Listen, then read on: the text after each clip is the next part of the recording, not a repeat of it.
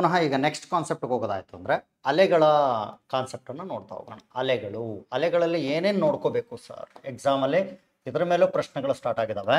ಅಲೆಗಳು ವೇವ್ಸ್ ಅಂತೇಳಿ ಬಂದಾಗ ಮೊನ್ನೆ ಎಕ್ಸಾಮ್ಸ್ಗಳಲ್ಲಿ ಎಲ್ಲ ಕೇಳಿರೋಂಥ ಫ್ರೀಕ್ವೆನ್ಸಿ ಆಧಾರದ ಮೇಲೂ ಪ್ರಶ್ನೆಗಳು ಬರ್ತಾ ಹೋಗ್ತಾ ಇದರಲ್ಲಿ. ಹಾಗಾದರೆ ಅಲೆಗಳು ಅಂತೇಳಿ ಬಂದಾಗ ವೇವ್ಸ್ ಏನಿದು? ವೇವ್ಸ್ ಅಂತ ಹೇಳಿದ್ರೇ ಮಾಧ್ಯಮದಲ್ಲಿ ಕಂಪನ, ಇವು ಡಿಸ್ಟರ್ಬೆನ್ಸ್ ಅಂತ ಕರಿತೀವಿ. ಮಾಧ್ಯಮದಲ್ಲಿ ಕಂಪನಗಳನ್ನು ನಾವೇನಂತ ಕರಿತೀವಿ? ಅಲೆಗಳು ಅಂತೇಳಿ ಕರೆಯಲಾಗುತ್ತೆ. ಹಾಗಾದರೆ ಈ ಅಲೆಗಳಲ್ಲಿ ನಾವು ನೋಟಿಸ್ ಮಾಡೋದಾಯ್ತು ಅಂದರೆ ಎರಡು ರೀತಿಯಾದ ಅಲೆಗಳಿದ್ದಾವೆ. ಒಂದು ಯಾಂತ್ರಿಕ ಅಲೆ ಅಂತೇಳಿ, ಯಾಂತ್ರಿಕ ಅಲೆಗಳು ಅಂದರೆ ಮೆಕ್ಯಾನಿಕಲ್ ವೇವ್ಸ್ ಅಂತೇಳಿ.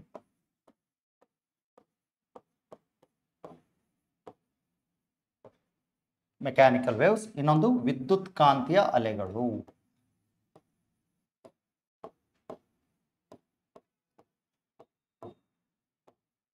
ವಿದ್ಯುತ್ ಕಾಂತೀಯ ಅಲೆಗಳು ಎಲೆಕ್ಟ್ರೋಮ್ಯಾಗ್ನೆಟಿಕ್ ವೇವ್ಸ್ ಅಂತ.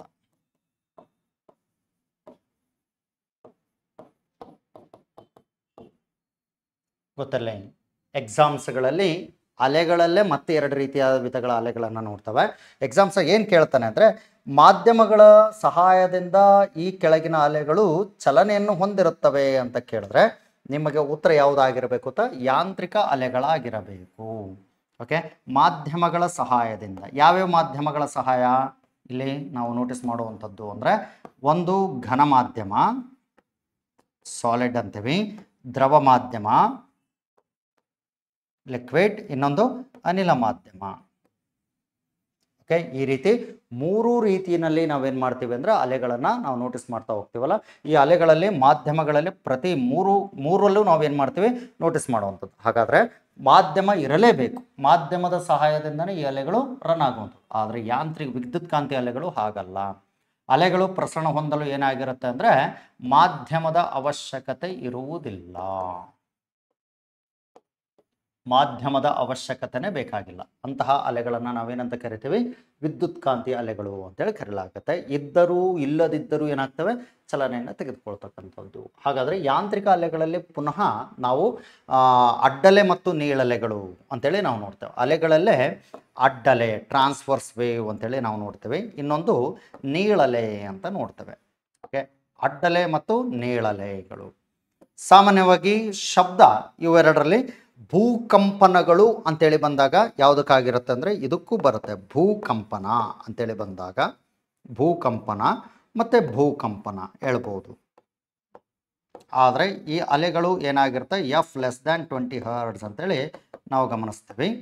ಓಕೆ, ಇದರ ಭೂಕಂಪನ ಅಂತೇಳಿ ಬಂದಾಗ ಇಲ್ಲಿ ನಾವು ನೋಟಿಸ್ ಮಾಡುವಂಥದ್ದು, ಇಲ್ಲಿ ಕಂಪನಗಳು ಭೂಮಿಯ ಮೇಲ್ಭಾಗದಲ್ಲಿ ನಡೆಯುವಂಥದ್ದು ಮತ್ತು ದ್ರವದ ಮೇಲೆ ನಡೀತದೆ. ಇಲ್ಲಿ ಬಂದಾಗ ಇದು ಅಷ್ಟೇ ದ್ರವದ ಮೇಲೆ ನಡೆಯುತ್ತೆ. ದ್ರವದಲ್ಲಿ ಶಬ್ದದ ಅಲೆಗಳು ಬರ್ತವೆ. ಹಾಗಾದರೆ ಅನಿಲಗಳಲ್ಲಿ ಇದು ನಡೆಯಲ್ಲ, ಅನಿಲಗಳಲ್ಲಿ ಇರಂಗಿಲ್ಲ, ಸ್ವತಂತ್ರ ಕಣಗಳ ಮೇಲೆ ಇದು ಉಂಟಾಗಲ್ಲ. ಆದರೆ ನೀಳಲೆಗಳು ಸ್ವತಂತ್ರ ಕಣಗಳ ಮೇಲೆ ಉಂಟಾಗ್ತವೆ. ಓಕೆ, ಅನಿಲ ಅಂತೇಳಿ ನಾವೇನು ನೋಡ್ತೀವಿ? ಈ ಅನಿಲದಲ್ಲಿ ಶಬ್ದದ ಅಲೆಗಳನ್ನು ನಾವು ನೋಡ್ತೀವಿ. ಶಬ್ದ. ಹಾಗಾಗಿ ಹಿಂದೆ ಎಕ್ಸಾಮಲ್ಲಿ ಏನು ಕೇಳಿದ್ದಾರೆ ಅಂದರೆ ಶಬ್ದದ ಅಲೆಗಳು ಮಾಧ್ಯಮದಲ್ಲಿ ಹೀಗೆ ವರ್ತಿಸುತ್ತವೆ ಅಂತ ಕೇಳಿದರೆ ಅದು ಯಾವುದಾಗಿರುತ್ತೆ? ನೀಳಲೆಗಳ ರೂಪದಲ್ಲಿ ಇರುತ್ತದೆ. ಗೊತ್ತಿರಬೇಕಿದು. ಓಕೆ, ಇದರ ನಂತರ ನಾವು ನೋಡೋದಾಯಿತು ಅಂತ ಹೇಳಿದ್ರೆ ಅಗೇನ್ ಫ್ರೀಕ್ವೆನ್ಸಿ ಆಧಾರದ ಮೇಲೆ ಪ್ರಶ್ನೆಗಳು ಅಂತ ಹೇಳಿದ್ರೆ ಫ್ರೀಕ್ವೆನ್ಸಿ ಇದೇ ಆಧಾರದಲ್ಲೇ ನಾವು ನೋಡ್ತೀವಿ. V = f ಲ್ಯಾಂಬ್ಡಾ ಅಂತೇಳಿ. Next V directly proportional to lambda ಅಂತೇಳಿ. ಹಾಗಾದರೆ ತರಂಗ ದೂರ ಹೆಚ್ಚಿದ್ದರೆ ಇವುಗಳ ವೇಗವೂ ಹೆಚ್ಚು. ಒಂದು ವೇಳೆ ತರಂಗ ದೂರ ಏನಾದರೂ ಕಡಿಮೆ ಆಯಿತು ಅಂತ ಹೇಳಿದ್ರೆ, ತರಂಗ ದೂರ ಏನಾದರೂ ಕಡಿಮೆ ಆಯಿತು ಅಂದರೆ ವೇಗವೂ ಸಹಿತ ಏನಾಗ್ಬಿಡುತ್ತೆ? ಕಡಿಮೆ ಆಗ್ತಾ ಹೋಗುತ್ತೆ. ಓಕೆ, ಸೊ ಹೀಗಾಗಿ ತರಂಗ ದೂರದ ಆಧಾರದ ಮೇಲೆ ಪ್ರಶ್ನೆಗಳಿರ್ತದೆ. ಸೊ ಎಫ್ ಅಂದರೆ ಫ್ರೀಕ್ವೆನ್ಸಿ. ಓಕೆ, ಏನಾಗಿರುತ್ತೆ? ಮಾಧ್ಯಮದ ಸ್ಥಿರ ಅಂತೇಳಿ ಕರಿತೇವೆ, ಮೀಡಿಯಂ ಕಾನ್ಸ್ಟೆಂಟ್ ಅಂತೇಳಿ ನೋಡ್ತೇವೆ. ಮಾಧ್ಯಮಕ್ಕೆ ಸ್ಥಿರವಾಗಿ ಚಲಿಸ್ತಾ ಇರುತ್ತೆ. ಹೀಗಾದರೆ ಫ್ರೀಕ್ವೆನ್ಸಿ ಅಂದರೆ ಏನಪ್ಪ? ಫ್ರೀಕ್ವೆನ್ಸಿ ಅಂತ ಹೇಳಿದ್ರೆ number of oscillations per second, ಒಂದು ಸೆಕೆಂಡಿನಲ್ಲಿ ಉಂಟಾಗುವ ಕಂಪನಾಂಕಗಳು.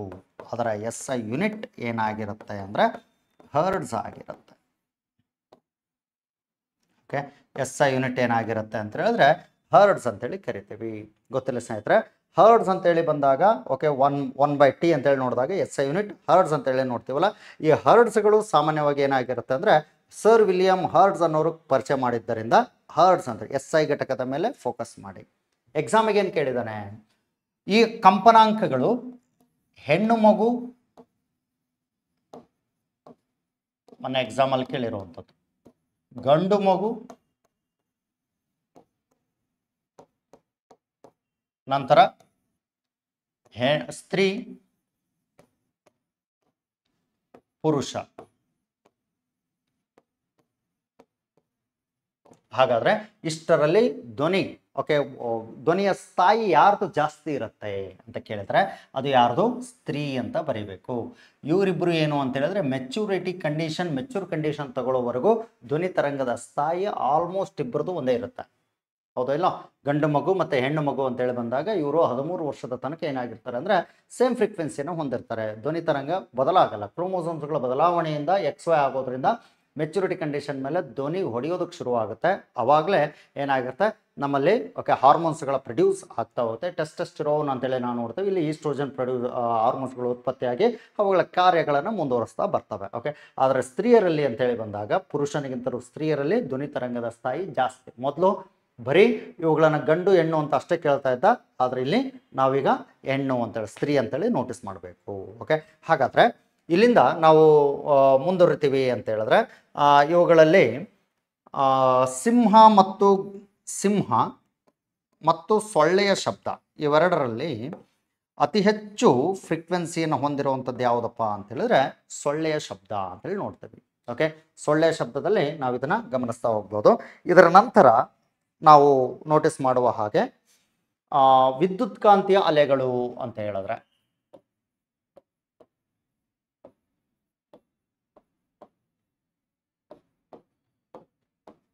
ಇವುಗಳಿಗೆ ಮಾಧ್ಯಮದ ಅವಶ್ಯಕತೆ ಬೇಕಾಗಿಲ್ಲ.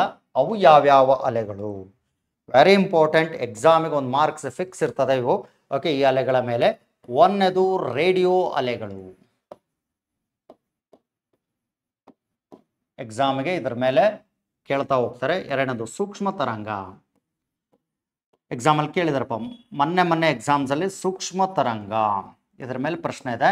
ನೋಡೋಣ ಯಾವುದಾದ್ರೂ ಹೇಗೆ ಕೆಲಸ ಮಾಡ್ತಾ ಹೋಗ್ತವೆ ಅಂತೇಳಿ. ಮೂರನೇದಾಗಿ ನಾವು ನೋಟಿಸ್ ಮಾಡುವಂಥದ್ದು ಅವಗೆಂಪು ಕಿರಣ.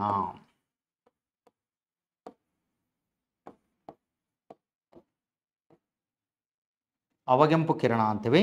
ನಾಲ್ಕನೇದು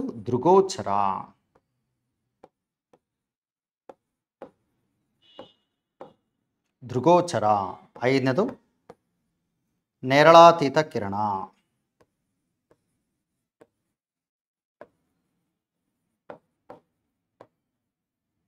ಆರನೇದು ಕ್ಷಕಿರಣ ಅಥವಾ ಎಕ್ಸ್ರೇಸ್.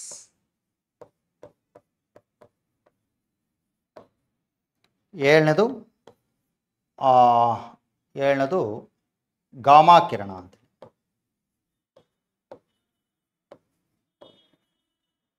ಹಾಗಾದರೆ ಇಲ್ಲಿ ನಾವು ನೋಟಿಸ್ ಮಾಡುವ ಹಾಗೆ ರೇಡಿಯೋ ಅಲೆಗಳು, ರೇಡಿಯೋ ವೇವ್ಸ್, ಹೌದಾ? ಮೈಕ್ರೋ ಅಲೆಗಳು, ಮೈಕ್ರೋವೇವ್ಸ್. ಅವಗೆಂಪು ಕಿರಣ ಇನ್ಫ್ರಾರೆಡ್ ರೇಸ್. ಇಂಗ್ಲಿಷ್ ಮೀಡಿಯಂಗೆ ಅನುಕೂಲ ಆಗಲಿ ಅಂತೇಳಿ ಹೇಳ್ತಾ ಇದ್ದೀನಿ. ದೃಗೋಚರ ವಿಸಿಬಲ್ ರೇಸ್. ನೇರಳಾತೀತ ಕಿರಣ ಅಲ್ಟ್ರಾ ವೈಲೆಟ್ ರೇಸ್.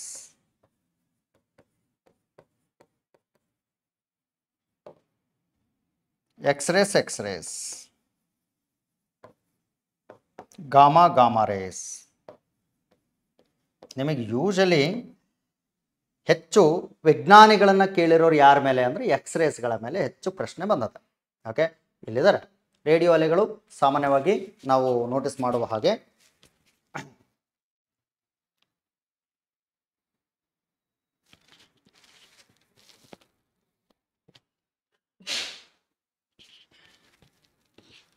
ರೇಡಿಯೋ ಅಲೆಗಳು ಅಂತೇಳಿ ಬಂದಾಗ ರೇಡಿಯೋ ಅಲೆಗಳು ಸರ್ ವಿಲಿಯಂ ಹರ್ಟ್ಜ್ ಅವರು ಕಂಡುಹಿಡಿತಾರೆ.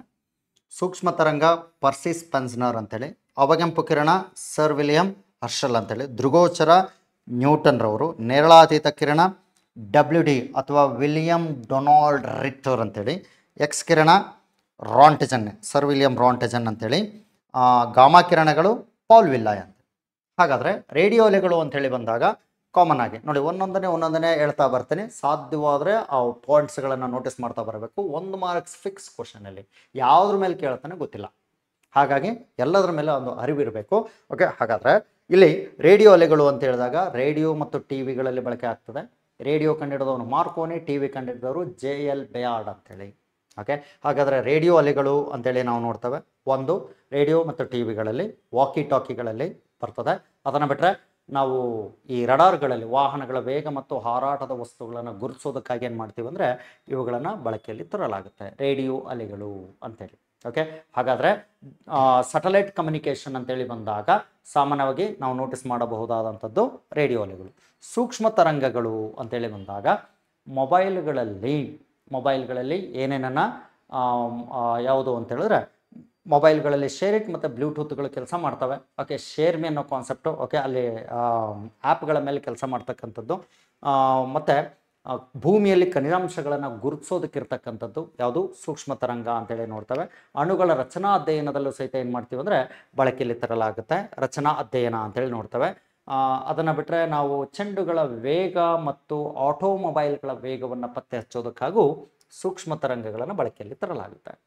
ಅವಗೆಂಪು ಕಿರಣ ಅಂತೇಳಿ ಬಂದಾಗ ಸಾಕಷ್ಟು ಇರ್ತದೆ ಇಲ್ಲಿ.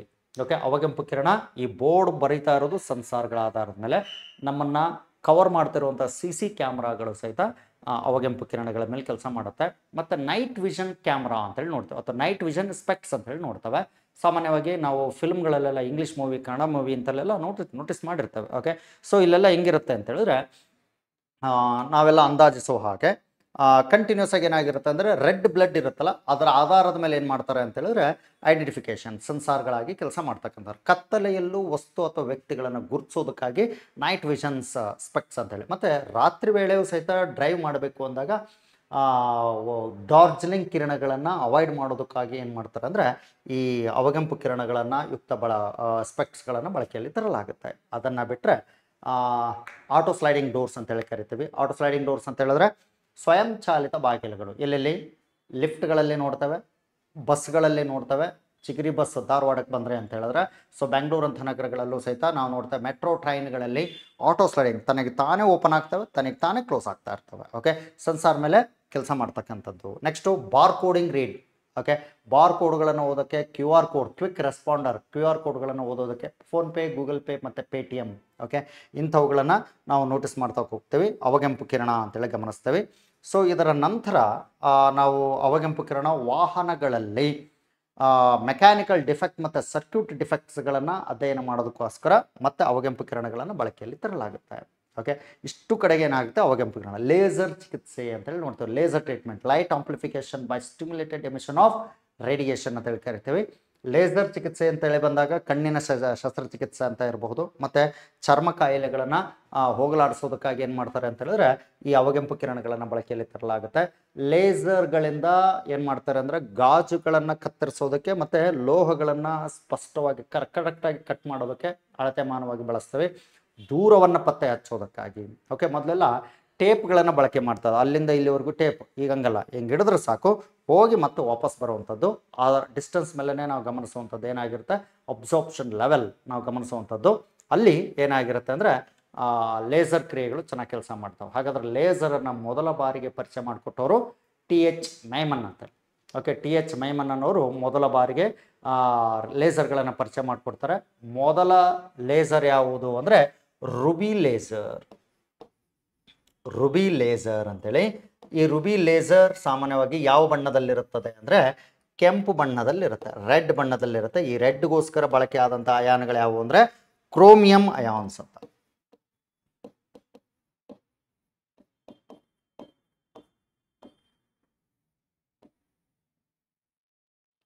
ಕ್ರೋಮಿಯಂ ಅಯಾನ್ಸ್ ಅಂತೇಳಿ ನಾವು ನೋಟಿಸ್ ಮಾಡ್ಬೋದು. ಓಕೆ, ಇಷ್ಟು ಕಡೆಗೆ ಏನಾಗಿರುತ್ತೆ ಈ ಅವಗೆಂಪು ಕಿರಣಗಳನ್ನು ಏನು ಮಾಡ್ಬೋದು, ನೋಟಿಫೈ ಮಾಡ್ತಾ ಹೋಗ್ಬೋದು.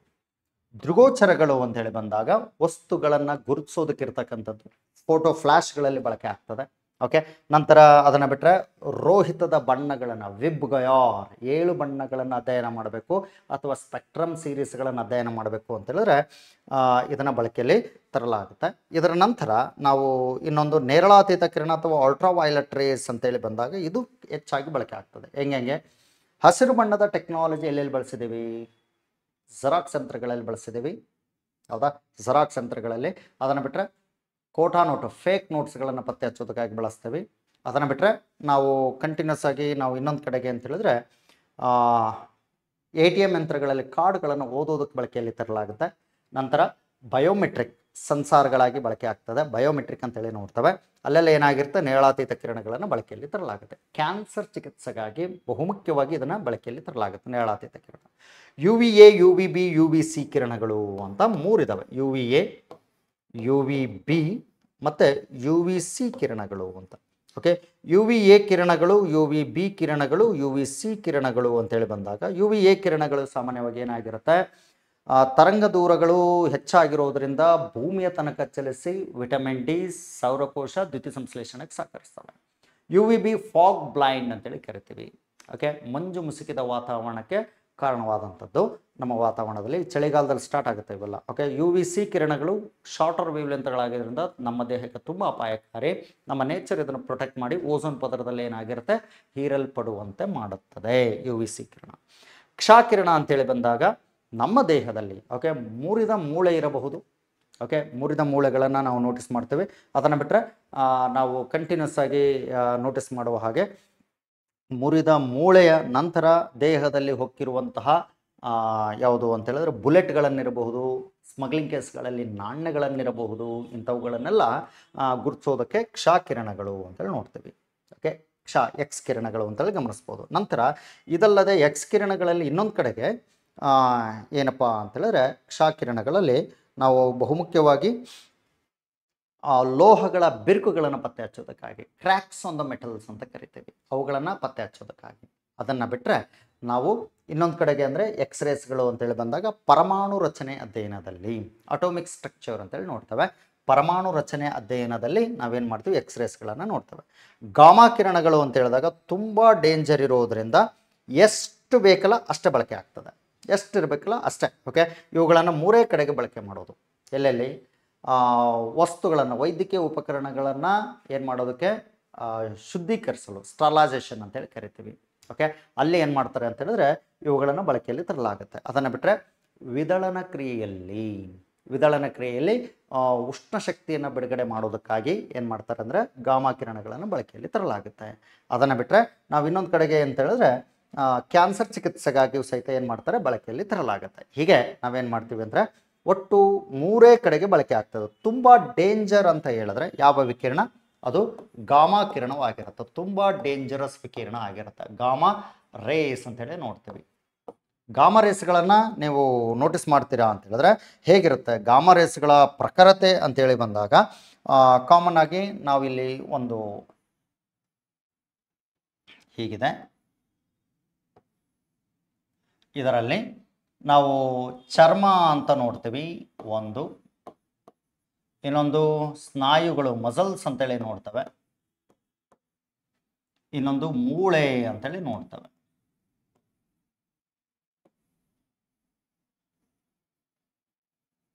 ಓಕೆ, ಈ ರೀತಿ ನಾವು ಗಮನಿಸ್ತೇವೆ.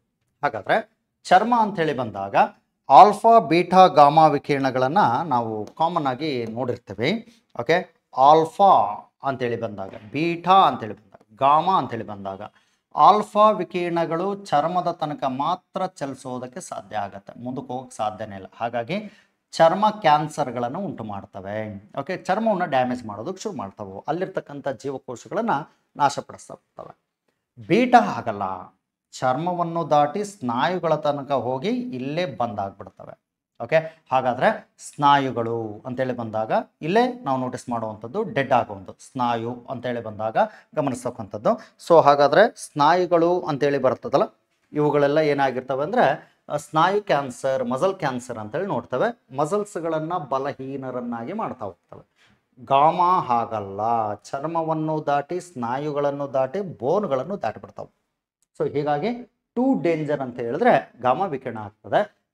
ಬ್ಲಡ್ ಸೆಲ್ಸ್ಗಳನ್ನು ಏನು ಮಾಡ್ತಾ ಹೋಗುತ್ತಾ, ಬ್ಲಡ್ ಸೆಲ್ಸ್ಗಳನ್ನು ಏನು ಮಾಡ್ತವೆ ಅಂತ ಹೇಳಿದ್ರೆ ನಾಶ ಮಾಡಿಸ್ತಾ ಹೋಗ್ಬಿಡ್ತವೆ. ಓಕೆ, ಬ್ಲಡ್ ಸೆಲ್ಸ್ಗಳನ್ನು ಕೊಲ್ತಾ ಹೋಗ್ತವೆ. ಯಾಕೆಂದರೆ ಅಸ್ಥಿ ಮಜ್ಜೆ, ಬೋನ್ ಮ್ಯಾರೋಗಳಲ್ಲಿ ಏನಿರುತ್ತೆ, ಮೂಳೆಗಳು ಇರ್ತವೆ. ಆ ಮೂಳೆಗಳಲ್ಲಿ ಬ್ಲಡ್ ಉತ್ಪಾದನೆ ಆಗುವಂತಹ ಜೀವಕೋಶಗಳನ್ನೇ ನಾಶ ಮಾಡ್ತು ಅಂತ ಹೇಳಿದ್ರೆ ನಮ್ಮಲ್ಲಿ ದೊಡ್ಡ ಮಟ್ಟದ ಬಲಹೀನತೆ ಸ್ಟಾರ್ಟ್ ಆಗ್ತಾ ಹೋಗುತ್ತೆ. ಇದನ್ನೇ ನಾವು ದೊಡ್ಡ ಮಟ್ಟದ ಕ್ಯಾನ್ಸರ್ ಅಂತ ಹೇಳಿ ಕರಿತೀವಿ. ಹಾಗಾಗಿ ಟೂ ಡೇಂಜರ್ ಯಾವುದಪ್ಪ ಅಂತ ಹೇಳಿದ್ರೆ ಗಾಮಾ ಆಗಿರ್ತದೆ. ಓಕೆ, ಇದರ ನಂತರ ನಾವು ನೋಟಿಸ್ ಮಾಡಬಹುದಾದಂಥದ್ದು ಯಾವುದು, ಶಬ್ದದ ಬಗ್ಗೆ ನೋಟಿಸ್ ಮಾಡ್ತಾ ಬರೋಣ.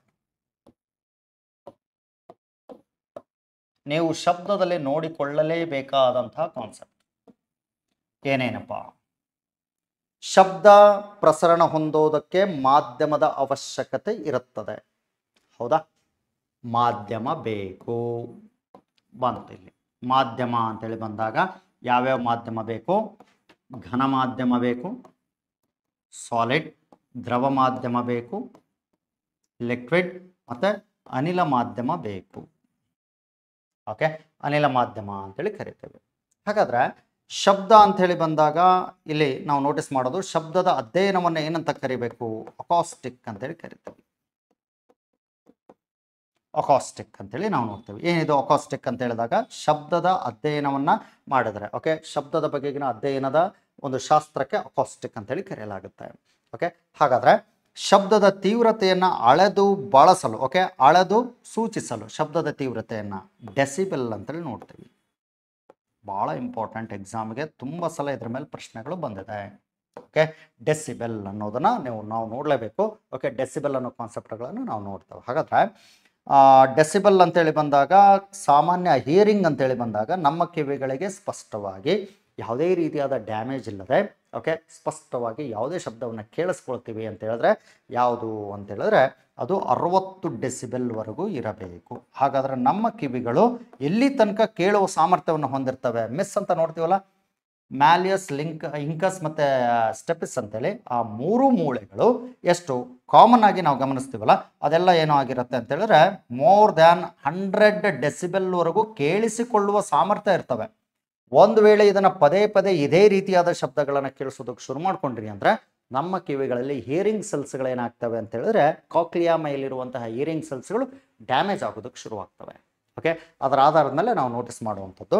ಇದರ ನಂತರ ನಾವು ಡೆಸಿಬೆಲ್ ಅಂತೇಳಿ ನೋಡ್ತೀವಲ್ಲ, ಇದರ ನಂತರ ಶಬ್ದ ಏನಾಗಿರುತ್ತೆ? ಒತ್ತಡ, ಗಾತ್ರ ಮತ್ತು ತಾಪಗಳಲ್ಲಿ ಯಾವಾಗಲೂ ಸ್ಥಿರ ಮೌಲ್ಯವನ್ನು ಹೊಂದಿರುತ್ತದೆ. ಇದು ಸ್ಥಿರವಾಗಿದ್ದರೆ ಮಾತ್ರ ನಾವೇನು ಮಾಡ್ತೀವಿ ಅಂದರೆ ಒಂದು ಶಬ್ದವನ್ನು ಸ್ಪಷ್ಟವಾಗಿ ಕೇಳಿಸ್ಕೊಳ್ತೀವಿ. ಹೀಗಾಗಿಯೇ ಒಂದು ಕ್ಲಾಸ್ ರೂಮ್ ಅಂತೇಳಿ ಬಂದಾಗ ಇವು 3 ಸ್ಥಿರವಾಗಿರ್ತವೆ.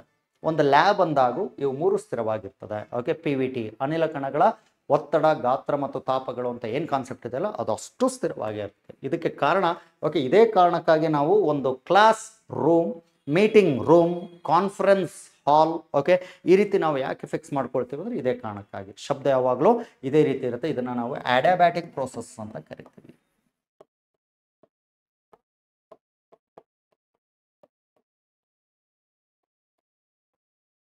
ಅಡ್ಯಾಬ್ಯಾಟಿಕ್ ಪ್ರೋಸೆಸ್ ಅಥವಾ ಹೃದೋಷ್ಮ ರೇಖೀಯ ಕ್ರಿಯೆ ಅಂತ ಕರಿತೀವಿ.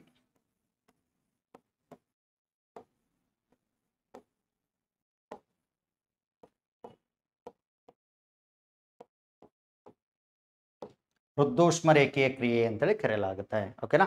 ಸೊ ಇದರ ನಂತರ ನಾವು ಇನ್ನೊಂದು ಕಾನ್ಸೆಪ್ಟನ್ನು ನಾವು ನೋಡ್ತೀವಿ ಅಂತ ಹೇಳಿದ್ರೆ ಶಬ್ದದ ವರ್ಷ ಅಂತಲೇ ನೋಡ್ತೇವೆ. 2020 ಅಂತಾರಾಷ್ಟ್ರೀಯ ಶಬ್ದದ ವರ್ಷ, ಇಂಟರ್ನ್ಯಾಷನಲ್ ಸೌಂಡ್ ಇಯರ್ ಅಂತೇಳಿ ನೋಡ್ತೇವೆ. ಇಂಟರ್ನ್ಯಾಷನಲ್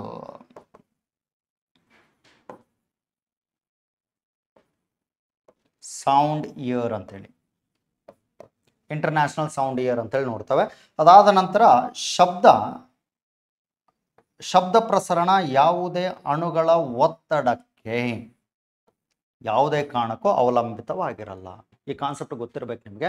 ನಾನೇ ಈ ಇಂಟ್ರೊಡಕ್ಷನ್ ಕೊಟ್ಟಿದ್ದನಲ್ಲಿ ಇಷ್ಟು ಕಾನ್ಸೆಪ್ಟ್ಗಳ ಮೇಲೆ ಒಂದು ಕ್ವೆಶನ್ ಇದ್ದೇ ಇರ್ತದೆ, ಫಿಕ್ಸ್ ಒಂದು ಕ್ವೆಶನ್ ಇರುತ್ತೆ. ಓಕೆ, ಹೀಗಾಗಿ ಒಂದು ಸ್ವಲ್ಪ ಇದರ ಕಡೆಗೆ ಹೆಚ್ಚು ಗಮನ ಹರಿಸಿ. ಓಕೆ, ಇದರ ನಂತರ ನಾವು ನೋಟಿಸ್ ಮಾಡೋದಾಯಿತು ಅಂತ ಹೇಳಿದ್ರೆ ಕಾಮನ್ ಆಗಿ ಶಬ್ದದ ವೇಗ ಅಂಥೇಳಿ ಬಂದಾಗ ಶಬ್ದದ ತೀವ್ರತೆ ಅನ್ನೋದನ್ನು ನಾವು ನೋಡೋಣ ಒಂದ್ಸಲ. ತೀವ್ರತೆ ಡೆಸಿಬೆಲ್ಗಳ ಆಧಾರದಲ್ಲಿ ಅದರ ಮೌಲ್ಯಗಳನ್ನು ನಾವು ಆಧರಿಸಿ ಮಾತಾಡ್ತೀವಿ ಅಂತ ಹೇಳಿದ್ರೆ ಹೇಗಿರುತ್ತೆ ಅದರ ಮೌಲ್ಯಗಳು ಅಂತೇಳಿ ಬಂದಾಗ 5 ಡೆಸಿಬೆಲ್ ಹೃದಯ ಬಡಿತದ ಶಬ್ದ, 10 ಡೆಸಿಬೆಲ್ ಉಸಿರಾಟ, ಬ್ರೀತಿಂಗ್ ಅಂತ ಕರಿತೀವಿ, ಉಸಿರಾಟ ಅಂತ ನೋಡ್ತೀವಿ. 20 ಡೆಸಿಬೆಲ್ ಅಂತೇಳಿ ಬಂದಾಗ ಸಾಮಾನ್ಯವಾಗಿ ಪಿಸು ಮಾತು. ಓಕೆ, ಮರ್ಮರಿಂಗ್ ಅಂತೇಳಿ ಗಮನಿಸ್ಬೋದು. ಓಕೆ, ಪಿಸು ಮಾತು ಅಂತ ನೋಟಿಸ್ ಮಾಡಬಹುದು. ಅದನ್ನು ಬಿಟ್ಟರೆ 30ರಿಂದ ಮತ್ತು ಮೊಬೈಲ್ ಸಂಭಾಷಣೆ, ಪಿಸು ಮಾತು ಅಥವಾ ಮೊಬೈಲ್ ಕಮ್ಯುನಿಕೇಷನ್. ಮೊಬೈಲ್ ಕಮ್ಯುನಿಕೇಷನ್ ಇದೇನಿರುತ್ತಲ್ಲ ಇದನ್ನು ನೋಡ್ಬೋದು. ನಂತರ 30ರಿಂದ 60 ಡೆಸಿಬೆಲ್ ಅಂತ ನೋಡ್ತವೆ.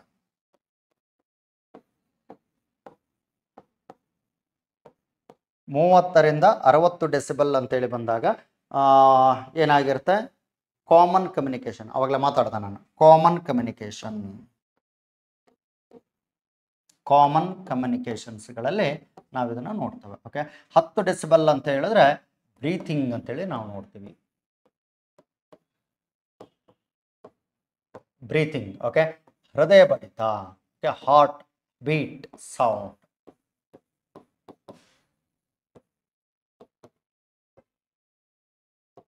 ಹಾರ್ಟ್ ಬೀಟ್ ಸೌಂಡ್ ಅಂತೇಳಿ ನೋಡ್ತೇವೆ.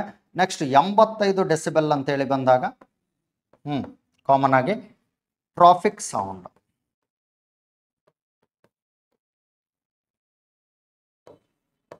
ಟ್ರಾಫಿಕ್ ಸೌಂಡ್ ಅಂತೇಳಿ ನೋಡ್ತೇವೆ 85. 95 ಡೆಸಿಬೆಲ್ ಅಂತೇಳಿ ಬಂದಾಗ ಡಿ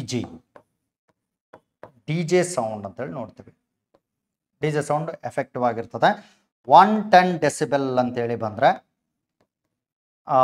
ಯಾವುದು, machinery sounds. Okay, machinery parts, ಕಾರ್ಖಾನೆಗಳಲ್ಲಿರುವಂತಹ. ಓಕೆ, ಫ್ಯಾಕ್ಟ್ರಿ ಸೌಂಡ್ ಅಂತ ಹೇಳ್ಬೋದು. ಟೋಟಲ್ ಆಗಿ ಫ್ಯಾಕ್ಟರಿ ಸೌಂಡ್. ಫ್ಯಾಕ್ಟ್ರಿ ಸೌಂಡ್ ಒಂದ. ಇನ್ನೊಂದು ಯಾವುದು ಅಂತ ಹೇಳಿದ್ರೆ ಸೈರನ್. ಸೈರನ್ ಅಂತೇಳಿ ನಾವು ನೋಡ್ತೇವೆ. ಸೈರನ್ ಸೌಂಡ್ ಅಂತೇಳಿ ಗಮನಿಸ್ಬೋದು. ಅದನ್ನು ಬಿಟ್ಟರೆ 120 ಡೆಸಿಬೆಲ್ ಅಂತೇಳಿ ಇನ್ನೊಂದು ಬರ್ತದೆ. 120 ಅಂತೇಳಿ ಬಂದರೆ ಕಾಮನ್ ಆಗಿ ನಾವು ಗಮನಿಸುವಂಥದ್ದು 120 ಡೆಸಿಬೆಲ್ ಕ್ರ್ಯಾಕರ್ಸ್ ಅಂತೇಳಿ ನೋಡ್ತೇವೆ. ಪಟಾಕಿಗಳು, ಕ್ರ್ಯಾಕರ್ಸ್. ಓಕೆ, ಮತ್ತೆ ಥಂಡರ್ ಸ್ಟಾರ್ಮ್. ಥಂಡರ್ ಅಂತೇಳಿ ಬರ್ತಿರ್ತೇನೆ. ಥಂಡರ್ ಸ್ಟಾರ್ಮ್ ಅಂದರೆ ಗುಡುಗಿನ ಸೌಂಡು. ಮತ್ತು ಹೆಲಿಕಾಪ್ಟರ್ಗಳ ಸೌಂಡ್, ವಿಮಾನ. ಓಕೆ, ಏರೋಪ್ಲೇನ್ ಮತ್ತು ಹೆಲಿಕಾಪ್ಟರ್ಗಳ ಸೌಂಡ್ ಆಗಿರುತ್ತೆ. ಇವೆಲ್ಲವೂ ಊರಿಂದ ಹೊರವಲಯಗಳಲ್ಲಿ ಪ್ಲೇಸ್ಮೆಂಟ್ ಕೊಡ್ತಾರೆ. ಕಾರಣ ದೊಡ್ಡ ಮಟ್ಟದ ಸೌಂಡ್ ಇವೆಲ್ಲ. ಓಕೆ, ಊರಿಂದ ಹೊರವಲಯಗಳಲ್ಲಿ ಇರ್ತವೆ. 200 ಡೆಸಿಬೆಲ್ ಅಂತ ಹೇಳಿದ್ರೆ ಕಾಮನ್ ಆಗಿ ಸ್ಫೋಟಗಳು, ಎಕ್ಸ್ಪ್ಲೋಷನ್ಸ್ ಅಂತ ಕರಿತೀವಿ. ದೊಡ್ಡ ಮಟ್ಟಕ್ಕೆ ಸ್ಫೋಟಗಳಾಗ್ತವೆ. ಅಂದರೆ ಯಾವ್ಯಾವು, ಮೈನಿಂಗ್ ಏರಿಯಾಗಳು ಕಾಮನ್ ಆಗಿ ನಾವು ನೋಡ್ತೇವೆ. ಮೈನಿಂಗ್ ಏರಿಯಾಗಳಲ್ಲಿರುವಂಥದ್ದು ಮತ್ತು ರಾಕೆಟ್ ಉಡಾವಣೆಗಳಲ್ಲಿ ಇದಕ್ಕಿಂತ ದೊಡ್ಡ ಮಟ್ಟದ ಶಬ್ದ ಇರುತ್ತೆ. ನೀವುಗಳು ಹೆಡ್ಫೋನ್ಗಳನ್ನು ಬಳಸ್ತೀವಿ ಗೊತ್ತಲ್ಲ, ಆ ಹೆಡ್ಫೋನ್ಗಳ ರೇಂಜು ಕಾಮನ್ ಆಗಿ ಎಷ್ಟಿರುತ್ತೆ ಅಂದರೆ 85 ಡೆಸಿಬೆಲ್ ಟು 110 ಡೆಸಿಬಲ್ ಇರುತ್ತೆ, ಹೈಯೆಸ್ಟ್ ಇದು. ಓಕೆ, ಸೊ ಈ ಕಾರಣಕ್ಕಾಗಿ ನಮ್ಮಲ್ಲಿ ಓಕೆ ಪೂರ ಕವರ್ ಆಯಿತು ಅಂತ ಹೇಳಿದ್ರೆ ತುಂಬ ಸಲ ಅದರ ಮೇಲೇ ಹೆಚ್ಚು ನಾವು ಏರ್ ಸೌಂಡ್ಗಳನ್ನು ಕೇಳ್ತಾ ಇದ್ವಿ, ಇಯರ್ ಬಡ್ಸ್ಗಳ ಮೂಲಕನೇ ಸೌಂಡ್ ಕೇಳ್ತಾ ಇದ್ದೀವಿ. ಅಂದರೆ ಹೆಚ್ಚು ಸೌಂಡ್ ಇಟ್ಕೋಬೇಡಿ. ಕಾರಣ ಏನು ಅಂತ ಹೇಳಿದ್ರೆ ಕಾಕ್ಲಿಯಾ ಮೇಲಿರುವಂತಹ ಇಯರ್ ಸೆಲ್ಸ್ಗಳು ಏನಾಗ್ತವೆ, ಡ್ಯಾಮೇಜ್ ಆಗೋದಕ್ಕೆ ಶುರುವಾಗ್ತವೆ. ಈ ಕಾರಣಕ್ಕಾಗಿ ಎಷ್ಟು ಬೇಕು ಮಿತವಾಗಿರಲಿ. ಓಕೆ, ರೆಸ್ಟ್ ಕೊಡಿ. ಓಕೆ, ರೆಸ್ಟ್ ಕೊಡಿ. ತುಂಬ ಜನ ಪ್ರಯಾಣ ಮಾಡುವಾಗ ಹಾಕ್ಕೊಂಡಿದ್ದುಂಟು. ಓಕೆ, ಪ್ರಯಾಣ ಮಾಡುವಾಗ ಅಂತೇಳಿ ಬಂದಾಗ ಸಾಮಾನ್ಯವಾಗಿ ಏನು ಅಂತ ಹೇಳಿದ್ರೆ ಸೌಂಡ್ ಸ್ಪೀಕರ್ಗಳನ್ನು ದೊಡ್ಡ ಮಟ್ಟಕ್ಕೆ ಕೇಳಬೇಕು. ಅದನ್ನು ನೀವು ಯಾರಿಗೂ ತೊಂದರೆ ಆಗಬಾರ್ದು ಅಂತ ಹಾಕ್ಕೊಳ್ತೀರಿ. ಆದರೆ ಇದು ಏನಾಗಿರಬೇಕು, ತುಂಬ ಲಿಮಿಟಾಗಿ ಮಾತಾಡಬೇಕು. 1-1.5 ಗಂಟೆ 2 ಗಂಟೆಗಳ ಕಾಲ ಬರೀ ವಾರ ಪೂರ ಹೀಗೆ ಮಾತಾಡ್ತಾ ಇದ್ದೀರಿ ಅಂತ ಹೇಳಿದ್ರೆ ಶೋರ್ ತಲೆನೋವು ಸ್ಟಾರ್ಟ್ ಆಗುತ್ತೆ, ಬಿ ಪಿ ರೈಸ್ ಆಗುತ್ತೆ. ಓಕೆ, ಬಿ ಪಿ ಬ್ಲಡ್ ಪ್ರೆಷರ್ಸ್ಗಳೆಲ್ಲ ವೇರಿಯೇಷನ್ಸ್ಗಳನ್ನು ನಾವು ನೋಡೋದಕ್ಕೆ ಶುರು ಮಾಡ್ತೇವೆ. ಓಕೆ, ಕಿರಿಕಿರಿ ಸ್ಟಾರ್ಟ್ ಆಗುತ್ತೆ. ಯಾರು ನೋಡಿದ್ರೆ ಸಿಟ್ಟಾಗಿ ಮಾತಾಡಬೇಕು ಅಂತ ಅನಿಸ್ತಾ ಇರುತ್ತೆ. ಓಕೆ, ಒಂದು ಸಣ್ಣ ತಪ್ಪುಗಳಾಗೋಂಗಿಲ್ಲ. ಓಕೆ, ಅದಕ್ಕೆ ಎಕ್ಸೈಟಾಗಿ ನಾವು ಉತ್ತರ ಕೊಡಬೇಕಾಗಿರುತ್ತೆ. ಇಂಥವೆಲ್ಲ ನಾವು ನೋಟಿಸ್ ಮಾಡ್ತಾ ಹೋಗ್ತೇವೆ.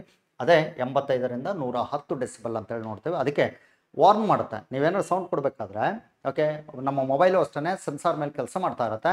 95 ದಾಟ್ತಾ ಇದ್ದಂಗೆಲ್ಲ ವಾರ್ನ್ ಮಾಡುತ್ತೆ. ಏನಂತ, ನಿಮ್ಮ ಕಿವಿಗಳು ಹಾಳಾಗುತ್ತೆ, ಕೇರ್ಫುಲ್ ಅಂತೇಳಿ. ನಾವೇನು ಮಾಡ್ತೀವಿ, ನಿಂದೇನಾಚಿ ಅಂತೇಳಿ ಓಕೆ ಕೊಟ್ಟು ಇನ್ನೂ ರೈಸ್ ಮಾಡಿಬಿಡ್ತೇವೆ. ಓಕೆ, ಸೊ ಇದನ್ನೇ ನಾವು ನೋಟಿಸ್ ಮಾಡುವಂಥದ್ದು. ಇವೆಲ್ಲ ಏನಾಗಿರುತ್ತೆ 185 to 110 ಡೆಸಿಬಲ್ ಅಂತ ನೋಡ್ತೇವೆ. ಓಕೆ, ನಂತರ ನಮ್ಮ ಕಿವಿಗಳು ಡ್ಯಾಮೇಜ್ ಆಗೋದಕ್ಕೆ ಕಾರಣವಾಗಿರುವಂತಹ ಡೆಸಿಬಲ್ಗಳು ಅಂದರೆ ಮೋರ್ ದ್ಯಾನ್ 85 ಡೆಸಿಬಲ್ ಏನೇನು ನೋಡಿದಿವಲ್ಲ ಅದಷ್ಟು ಏನಾಗಿರುತ್ತೆ ಅಂತ ಹೇಳಿದ್ರೆ ಡ್ಯಾಮೇಜ್ ಆಗುವಂಥದ್ದು. ಸಂಪೂರ್ಣವಾಗಿ ಡ್ಯಾಮೇಜಿಂಗನ್ನು ನಾವು ನೋಟಿಸ್ ಮಾಡ್ತಾ ಹೋಗ್ತೇವೆ ನಮ್ಮ ಕಿವಿಗಳಲ್ಲಿ. ಓಕೆ, ಇದರ ನಂತರ ನಾವು ಯಾವುದು ಅಂತ ಹೇಳಿದ್ರೆ ಶಬ್ದದ ವೇಗಗಳು ಯಾವುದ್ಯಾವ್ದ್ರ ಮೇಲೆ ಡಿಪೆಂಡ್ ಆಗಿರುತ್ತೆ? ಶಬ್ದದ ವೇಗಗಳು ಕಾಮನ್ ಆಗಿ ನಿಮಗೆ ನೋಡಿ ಆಪ್ಷನ್ ಅನ್ನು ಕೊಡೋದಾಯ್ತು ಅಂದ್ರೆ ತಾಪ, ಆರ್ದ್ರತೆ, ಹ್ಯೂಮಿಡಿಟಿ ಅಂತೇಳಿ ಕರಿತೇವೆ, ನೆಕ್ಸ್ಟ್ ಒತ್ತಡ, ಶಬ್ದ ಪ್ರಸರಣ. ಓಕೆ, ಶಬ್ದ ಪ್ರಸರಣ ಯಾವುದ್ಯಾವ್ದ್ರ ಮೇಲೆ ಡಿಪೆಂಡ್ ಆಗಿರುತ್ತೆ ಅಂತೇಳಿ ಬಂದಾಗ ಮತ್ತು ಒತ್ತಡ, ಗಾತ್ರಗಳ ಮೇಲೆ ಯಾವುದಾದ್ರ ಮೇಲೆ ಡಿಪೆಂಡ್ ಆಗಿರುತ್ತೆ ಗೊತ್ತಾ? ಆಪ್ಷನ್ನಲ್ಲಿ ತಾಪ ಡಿಪೆಂಡ್ ಆಗಿರುತ್ತೆ, ಆರ್ದ್ರತೆ ಮೇಲೆ ಡಿಪೆಂಡ್ ಆಗಿರುತ್ತೆ, ಗಾತ್ರದ ಮೇಲೂ ಡಿಪೆಂಡ್ ಆಗಿರುತ್ತೆ. ಬಟ್ ಒತ್ತಡದ ಮೇಲೆ ಏನಾಗಿರಲ್ಲ, ಯಾವುದೇ ಕಾರಣಕ್ಕೂ ಡಿಪೆಂಡ್ ಆಗಿರಂಗಿಲ್ಲ. ಹೀಗಾಗಿ ನ್ಯೂಟನ್ ಮತ್ತು ಲ್ಯಾಪ್ಲೇಸ್ ಅನ್ನೋರು ನೋಡಿ, ನ್ಯೂಟನ್ ಮತ್ತೆ ಲ್ಯಾಪ್ಲೇಸ್ ಅಂತ ನೋಡ್ತೀವಿ.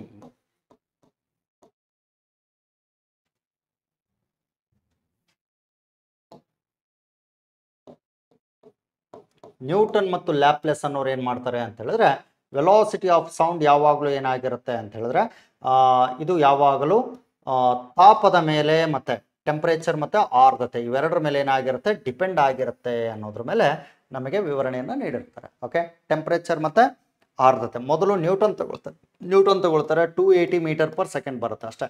ಇದಾದ ನಂತರ 332 ಮೀಟರ್ ಪರ್ ಸೆಕೆಂಡ್ ಅಂತೇಳಿ ಆನಂತರ ಬಂದಂಥದ್ದು. ಸೊ ಇವೆಲ್ಲ ಏನಾಗಿರ್ತವೆ ಅಂದರೆ ಎಷ್ಟು, ಓಕೆ, ಇವೆಲ್ಲ ಎಷ್ಟು ಬೇಕಲ್ಲ ಅಷ್ಟಂತ ನಾವು ನೋಟಿಸ್ ಮಾಡುವಂಥದ್ದು. ಇದರ ನಂತರ ನಾವು ಗಮನಿಸಬೇಕಾದಂಥದ್ದು ಶಬ್ದದ ವೇಗ ಬೇರೆ ಬೇರೆ ಮಾಧ್ಯಮಗಳಲ್ಲಿ ಅಂತ ಹೇಳಿದ್ರೆ, ನಿರ್ವಾತ ಪ್ರದೇಶದಲ್ಲಿ ಶಬ್ದದ ವೇಗ ಏನಾಗಿರುತ್ತೆ, 0.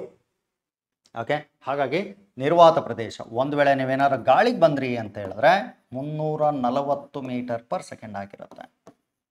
340 ಮೀಟರ್ ಪರ್ ಸೆಕೆಂಡ್ ಅಂತೇಳಿ ನೋಡಲಾಗುತ್ತೆ ಗಾಳಿಗೆ ಬಂದರೆ. ಓಕೆ, ಒಂದು ವೇಳೆ ನೀವೇನಾದರೂ ದ್ರವ, ಅದು ನೀರು ಅಂತೇಳಿ ಬಂದ್ರಿ ಅಂದರೆ ಆ್ಯನ್ ಆವ್ರೇಜ್ ವ್ಯಾಲ್ಯೂ ಬರೀತಾ ಇದ್ದಾನೆ 1500 ಮೀಟರ್ ಪರ್ ಸೆಕೆಂಡ್ ಅಂತ ನೋಡ್ತೀವಿ.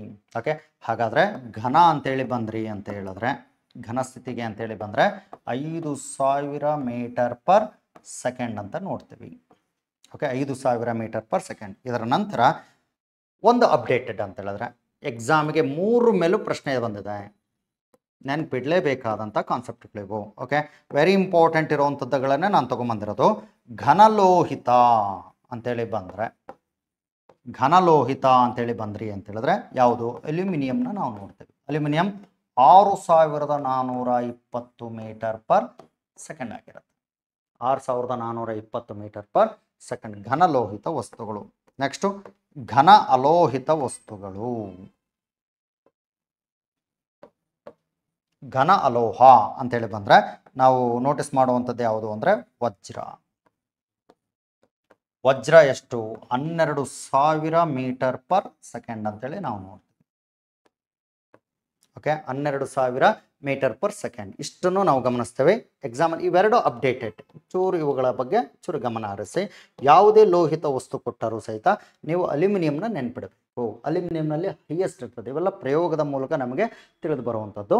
ಯಾವುದೇ ವಸ್ತುಗಳಲ್ಲಿ ಅಲೋಹ ಅಂತೇಳಿ ಬಂದಾಗ ವಜ್ರವಂತೂ ನಾವು ಜನಸಾಮಾನ್ಯರು ನಾವು ಪ್ರಯೋಗ ಮಾಡೋದಕ್ಕೆ ಬರೋಂಗಿಲ್ಲ. ಈಗ ಆಲ್ರೆಡಿ ಏನಾಗಿರುತ್ತೆ, ಪ್ರಯೋಗ ಮಾಡಿರೋದು ನಮಗೆ ಒಂದು ರಿಸಲ್ಟ್ ಸಿಕ್ಕಿರುತ್ತೆ, ಅದರ ಆಧಾರದ ಮೇಲೆ ನಾವು ಮಾತಾಡ್ತೀವಿ. ಓಕೆ, ಸೊ ಹಾಗಾದರೆ ಇಲ್ಲಿಂದ ನಾವು ನೆಕ್ಸ್ಟ್ ನೋಡ್ತೀವಿ ಅಂತ ಹೇಳಿದ್ರೆ, ಓಕೆ, ಕಂಟಿನ್ಯೂಸ್ ಆಗಿ ನಾವು ನೋಟಿಸ್ ಮಾಡಬಹುದಾದಂಥದ್ದು ಅಂದರೆ ಶಬ್ದದ ವೇಗ, ಇದರ ಆಧಾರದ ಮೇಲೆ ಮುಂದೆ ಪ್ರಶ್ನೆಗಳು ಬರ್ತವೆ.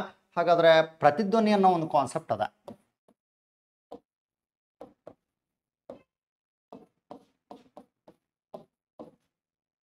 ಎಕೋ, ಪ್ರತಿಧ್ವನಿ ಏನು, ಧ್ವನಿ ಅಥವಾ ಶಬ್ದ ಪ್ರತಿಫಲಿಸುವ ಕ್ರಿಯೆಗೆ ಏನಂತ ಕರಿತೀವಿ, ಪ್ರತಿಧ್ವನಿ ಅಂತೇಳಿ ನೋಟಿಸ್ ಮಾಡ್ತೇವೆ. ಓಕೆ, ಹೌದಾ? ಹಾಗಾದರೆ ಪ್ರತಿಧ್ವನಿ ಅಂತೇಳಿ ಬಂದಾಗ ನಾವು ನೋಟಿಸ್ ಮಾಡಬಹುದಾದಂಥದ್ದು, ಪ್ರತಿಧ್ವನಿ ಆಗಲು ಇರಬೇಕಾದ ಕನಿಷ್ಠ ದೂರ ಎಷ್ಟಪ್ಪ ಅಂತ ಹೇಳಿದ್ರೆ ಎಷ್ಟದು, 17 ಮೀಟರ್.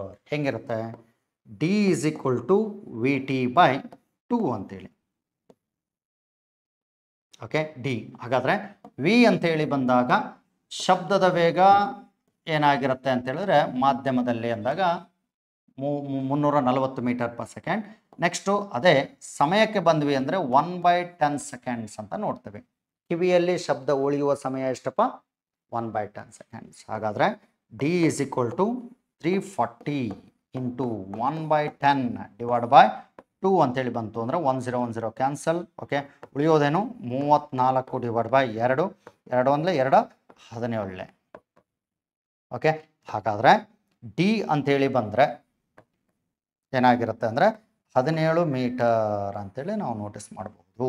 ಓಕೆ, ಇದು ಸಾಮಾನ್ಯವಾಗಿ ನಾವು ನೋಡುವಂಥದ್ದು. ಭಾರತದಲ್ಲಿ ಪ್ರಸಿದ್ಧ ಪ್ರತಿಧ್ವನಿ ಸ್ಥಳ ಅಂತೇಳಿ ಬಂದಾಗ ಯಾವುದು ಗೋಳಗುಮ್ಮಟ ಅಂತ ನೋಡ್ತೇವೆ. ಓಕೆ, ಈಗ ಅದು ಏನಾಗಿರುತ್ತೆ, ಮೊದಲು 7 ಬಾರಿ 16ನೇ ಶತಮಾನದಲ್ವ, ಈಗ 3 ಬಾರಿಗೆ ತಗೊಂಬಂದು ಇಳಿಸಲಾಗಿದೆ. ಹೌದಾ, ಇಳಿಸಲಾಗಿದೆ ಅಂತ ಹೇಳಿದ್ರೆ ಅದು ನಾವೇ ಹೆಂಗೆ ಅಂತ ಹೇಳಿದ್ರೆ ವಾಸ್ತುಶಿಲ್ಪವನ್ನು ಕಳ್ಕೊಳ್ತಾ ಹೋಗ್ತೀವಿ. ಇಂಡಿಯಾವನ್ನು ನೋಡಿ ಕಲಿಬೇಕು. ಅವ್ನು ಯಾಕೆ ಗೊತ್ತಾ, ವಾಸ್ತುಶಿಲ್ಪ ಅಂದರೆ ಹೆಂಗಿರ್ತದೆ, ಓಕೆ, ತುಂಬ ಚೆನ್ನಾಗಿ ಡಿಸೈನ್ ಮಾಡಿರ್ತಾರೆ, ನೋಡಿ ಖುಷಿ ಪಡಬೇಕು, ವಾವ್ ಅಂದು ಒಂದು ಅಪ್ರಿಷಿಯೇಟ್ ಮಾಡಿ ಹೋಗ್ಬೇಕು. ನಾವು ಹಂಗಲ್ಲ, ಏನು ಮಾಡ್ತೀವಿ ಗೊತ್ತಾ, ವಾಸ್ತುಶಿಲ್ಪ ಇತ್ತು ಅಂತ ಹೇಳಿದ್ರೆ ಅದು ನೀಟಾಗಿ ಕೆತ್ತನೆ ಮಾಡಿ, ನಾವೊಂದು ಕೆತ್ತನೆ ಮಾಡಿ ಅದೊಂದು ಹಾರ್ಟ್ ಬಿಡಿಸಿ ಅದ್ರ ಮೇಲೆ ಕೆಳಗೆ ಒಂದು ಹೆಸರನ್ನ ಬರೆದು ಹಿಂಗೆ ಹಾಳು ಮಾಡ್ತೀವಿ. ಓಕೆ, ಹಾಳು ಮಾಡಬಾರ್ದು. ಓಕೆ, ಇದೇ ಸೇಮ್ ಥಿಂಗ್ ಗೋಳಗುಮ್ಮಟಕ್ಕೆ ಹೋದ್ರಿ ಅಂತ ಹೇಳಿದ್ರೆ ಕೈ ಇಟ್ಟ ಕಡೆಗೆಲ್ಲ ಭಗ್ನ ಪ್ರೇಮಿಗಳ ಹೆಸರುಗಳಿದ್ದಾವೆ. ಹೌದಾ, ಇದನ್ನು ಮಾಡಬಾರ್ದು ಆ್ಯಕ್ಚುಲಿ. ಓಕೆ, ಮಾಡಿದಾಗ ಏನಾಗಿರುತ್ತೆ, ರಫ್ ಸರ್ಫೇಸ್ ಜಾಸ್ತಿ ಆದಂಗೆ ಅಬ್ಸಾರ್ಪ್ಷನ್ ಲೆವೆಲ್ ಜಾಸ್ತಿ ಆಗುತ್ತೆ. ಅಬ್ಸಾರ್ಪ್ಷನ್ ಆದಂಗೆ ಪ್ರತಿಧ್ವನಿ ಆಗೋದೇ ಇಲ್ಲ. ಪ್ರತಿಧ್ವನಿ ಆಗಲ್ಲ ಅಂತ ಹೇಳಿದಾಗ ಸಹಜವಾಗಿ ಅದರ ಕ್ವಾಲಿಟಿಯನ್ನು ಕಳ್ಕೊಳ್ತಾ ಹೋಗುತ್ತೆ. ಹೀಗೆ ನಾವೇನು ಮಾಡ್ತೀವಿ, ನೋಟಿಫೈ ಮಾಡುವಂಥದ್ದು. ಹಾಗಾದರೆ ಪ್ರತಿಧ್ವನಿ ಅಂತೇಳಿ ಬಂದಾಗ ಇದೇ ಹಾದಿಯಲ್ಲೇ ನಾವು ಕಂಟಿನ್ಯೂ ಮಾಡ್ತೀವಿ. ಸೊ ಪ್ರತಿಧ್ವನಿ ಆಗಬೇಕು ಅಂತ ಹೇಳಿದ್ರೆ ಮತ್ತೆ ಏನೇನು ಕಂಡೀಷನ್ ಬೇಕು, ಪ್ರತಿಧ್ವನಿ ಆಗಬೇಕು ಅಂದರೆ ಏನೇನು ಇರಬೇಕು ಅಂತ, ಸ್ಮೂತ್ ಸರ್ಫೇಸ್ ಇರಬೇಕು, ಗೋಡೆಗಳೆಲ್ಲ ತುಂಬ ನುಣುಪಾಗಿರಬೇಕು.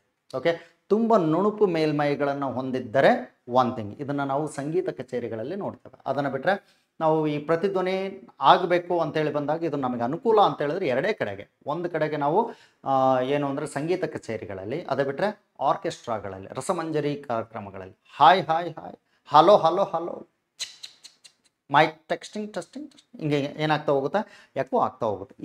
ಈ ಮೋಡ್ ಇದ್ದರೆ ಮಾತ್ರ ಏನಾಗುತ್ತೆ, ಸ್ಪಷ್ಟವಾಗಿ ಅವರು ಏನು ಮಾಡ್ಬೋದು, ಹಾಡುಗಳನ್ನು ಸುಮಧುರವಾಗಿ ಹಾಡು ಹೇಳ್ಬೋದು. ಇಲ್ಲವಾದ್ರೆ ಹಾಡು ಹೇಳೋದಕ್ಕೆ ಸಾಧ್ಯ ಆಗಲ್ಲ. ಒಂಥರ ಏನಾಗುತ್ತೆ, ಅಪಾಸಾರ್ಡ್ ಆಗಿ ಕೇಳಿಸೋದಕ್ಕೆ ಶುರುವಾಗುತ್ತೆ. ಓಕೆ, ಹಿಂಗಾಗಿ ಏನು ಮಾಡ್ತಾರೆ ಅಂದರೆ ಎಕೋ ಮೋಡ್ಗಳನ್ನು ಇಟ್ಕೊಳ್ತಾರೆ. ಒಂದು ಇನ್ನೊಂದು ಪ್ರತಿಧ್ವನಿಯನ್ನು ನಿಯಂತ್ರಿಸಬೇಕು ಅಂದರೆ ಏನು ಮಾಡಬೇಕು, ಹಾಗಾದರೆ ಲಿಮಿಟೇಷನ್ಸ್ ಇದ್ದಾವೆ. ಲಿಮಿಟೇಷನ್ಸ್ ಅಂದರೆ ಹೆಂಗಿರುತ್ತೆ, ಕಾಮನ್ ಆಗಿ ನಾವು ನೋಟಿಸ್ ಮಾಡುವ ಹಾಗೆ ನಾವಿರುವಂತಹ ಕೊಠಡಿಗಳು ಅಂತೇಳಿ ಬಂದಾಗ ಎಕೋ ಆಗಬಾರ್ದು ಅಂತ ಹೇಳಿದ್ರೆ ಏನು ಮಾಡಬೇಕು, ಕರ್ಟನ್ಗಳನ್ನು ನಿರ್ಮಾಣಗೊಳಿಸಬೇಕು. ಕೇಳಿದ್ರೆ ಎಕ್ಸಾಮ್ಗೆ ನಮ್ಮ ಮನೆಯಲ್ಲಿ ದೀಪಾವಳಿ ಮತ್ತು ಯುಗಾದಿ ಸಮಯದಲ್ಲಿ ಕರ್ಟನ್ಗಳನ್ನೆಲ್ಲ ತೆಗೆದು ಏನು ಮಾಡ್ತೀವಿ ಅಂದರೆ ಸ್ವಚ್ಛಗೊಳಿಸುವಾಗ ಪ್ರತಿಧ್ವನಿ ಆಗ್ತಾ ಇರುತ್ತೆ, ನೋಡ್ಬೋದು ನೀವು. ಓಕೆ, ಆ ಪ್ರತಿಧ್ವನಿ ಆಗಬಾರ್ದು. ಓಕೆ, ನೀವು ನೋಡಬೇಕು, ಅದನ್ನೆಲ್ಲ ಕರ್ಟನ್ಗಳನ್ನ ತೆಗೆದಾಗ, ಬೆಡ್ಗಳನ್ನೆಲ್ಲ ತೆಗೆದು ಸ್ವಚ್ಛವಾಗಿ ಬಿಸಿಲಿಗಿಟ್ಟಾಗ ಎಕೋ ಆಗ್ತಾ ಇರುತ್ತೆ. ಅದೇ ನೀವೇನಾದ್ರು ಒಳಗೆ ಬಂದು ನೀಟಾಗೆಲ್ಲ ಅರೇಂಜ್ ಮಾಡಿಬಿಟ್ರಿ ಅಂತೇಳಿ ಬೆಡ್ಡನ್ನು ನೀಟಾಗಿ ಅರೇಂಜ್ ಮಾಡೋದು, ಓಕೆ, ಮ್ಯಾಟ್ಗಳನ್ನು ಹಾಕೋದು, ಕರ್ಟನ್ಗಳನ್ನೆಲ್ಲ ಹಾಕೋದು, ಇಂಥವೆಲ್ಲ ಕಿಟಕಿಗಳಿಗೆಲ್ಲ ಹಾಕಿದ್ರಿ ಅಂದರೆ ಯಾವುದೇ ರೀತಿಯಾದ ಅಬ್ಸಾರ್ಪ್ಷನ್ ಇರೋಂಗಿಲ್ಲ. ಕಾಟನ್ ಬಟ್ಟೆಗಳನ್ನು ಹಾಕಿದಾಗ ಇನ್ನೂ ಉತ್ತಮ. ಏನಾಗುತ್ತೆ, ಅಬ್ಸಾರ್ಪ್ಷನ್ ಲೆವೆಲ್ ಜಾಸ್ತಿ ಆಗ್ತಾ ಹೋಗುತ್ತೆ.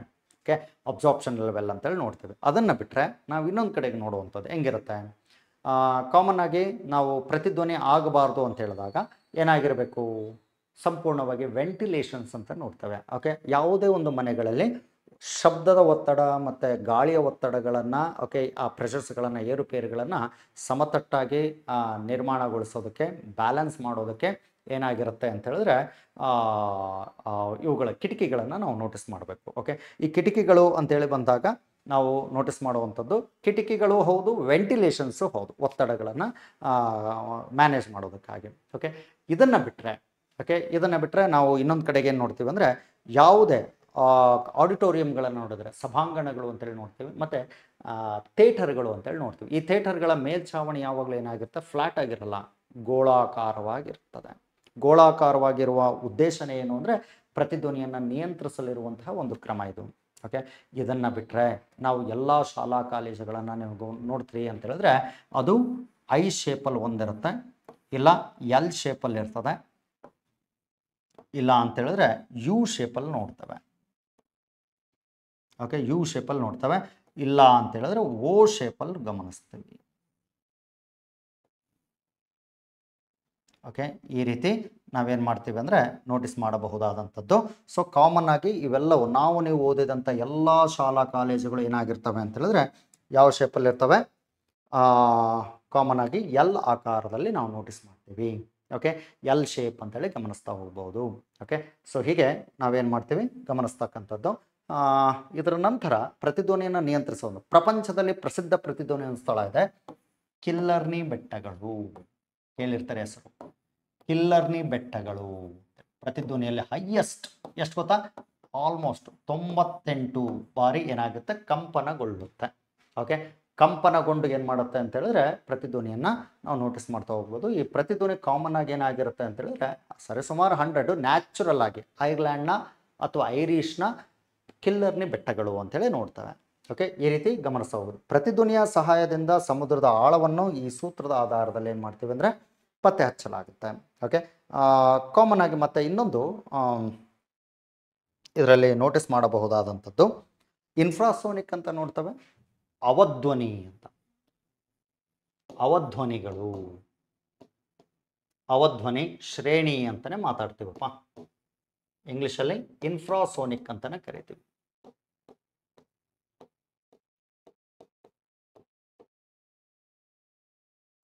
ಇನ್ಫ್ರಾಸೋನಿಕ್ ರೇಂಜ್ ಮತ್ತು ಶ್ರವ್ಯ ಶ್ರೇಣಿ ಅಂತೇಳಿ.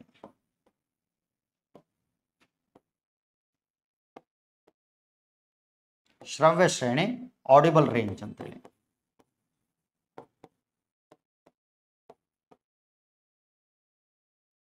Audible range. ಇನ್ನೊಂದು ಶ್ರವಣಾತೀತ ಶ್ರೇಣಿ.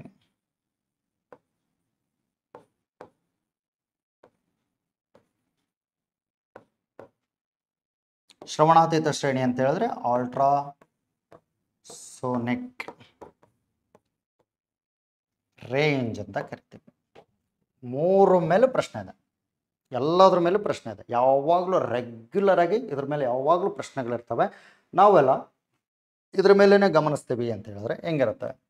ಅಲೆಗಳ ಆವೃತ್ತಿ ಶ್ರೇಣಿ 20 ಹರ್ಟ್ಜ್ಗಿಂತಲೂ ಏನಾಗಿರುತ್ತದೆ, ಕಡಿಮೆ ಇರುವಂಥದ್ದನ್ನು ನೋಡ್ತವೆ. ಭೂಕಂಪನ ಅಲೆಗಳು, ಭೂಮಿಯ ಮೇಲೆ ಈ ರೀತಿ ಕಂಪನಗಳು ಹೆಜ್ಜೆ ಇಟ್ಟರೆ ಸಾಕು ಕಂಪನಗಳು ಸೃಷ್ಟಿ ಆಗ್ತಾ ಹೋಗ್ತವೆ. ಭೂಕಂಪನ ಅಂತ ಕರಿತೀವಿ ಇದನ್ನು. ಭೂಕಂಪನಗಳು ಅಂತೇಳಿ ನೋಡ್ತವೆ. ಇದನ್ನು ಬಿಟ್ಟರೆ ನಾವು ಅಲೆಗಳ ಆವೃತ್ತಿ ಶ್ರೇಣಿ ಇದು ನಮ್ಮ ಅನುಭವಕ್ಕೆ ಬರೋಂಗಿಲ್ಲ, ಮಾನವನಿಗೆ ಇದು ಹೆಲ್ಪು ಆಗೋಂಗಿಲ್ಲ. ಓಕೆ, ಹೀಗಾಗಿ ಇದನ್ನು ಇಲ್ಲಿಗೆ ನೋಟಿಸ್ ಮಾಡುವಂಥದ್ದು ಇದು ಒಂದು ಅಷ್ಟೇ. ಇದು ಎರಡನೇದೇನು ಅಂತ ಹೇಳಿದ್ರೆ ಶ್ರವ್ಯ, ನಮ್ಮ ಅನುಭವಕ್ಕೆ ಬರುವಂಥದ್ದು. ಓಕೆ, ಸಾಮಾನ್ಯವಾಗಿ 20 ಹರ್ಟ್ಜ್ನಿಂದ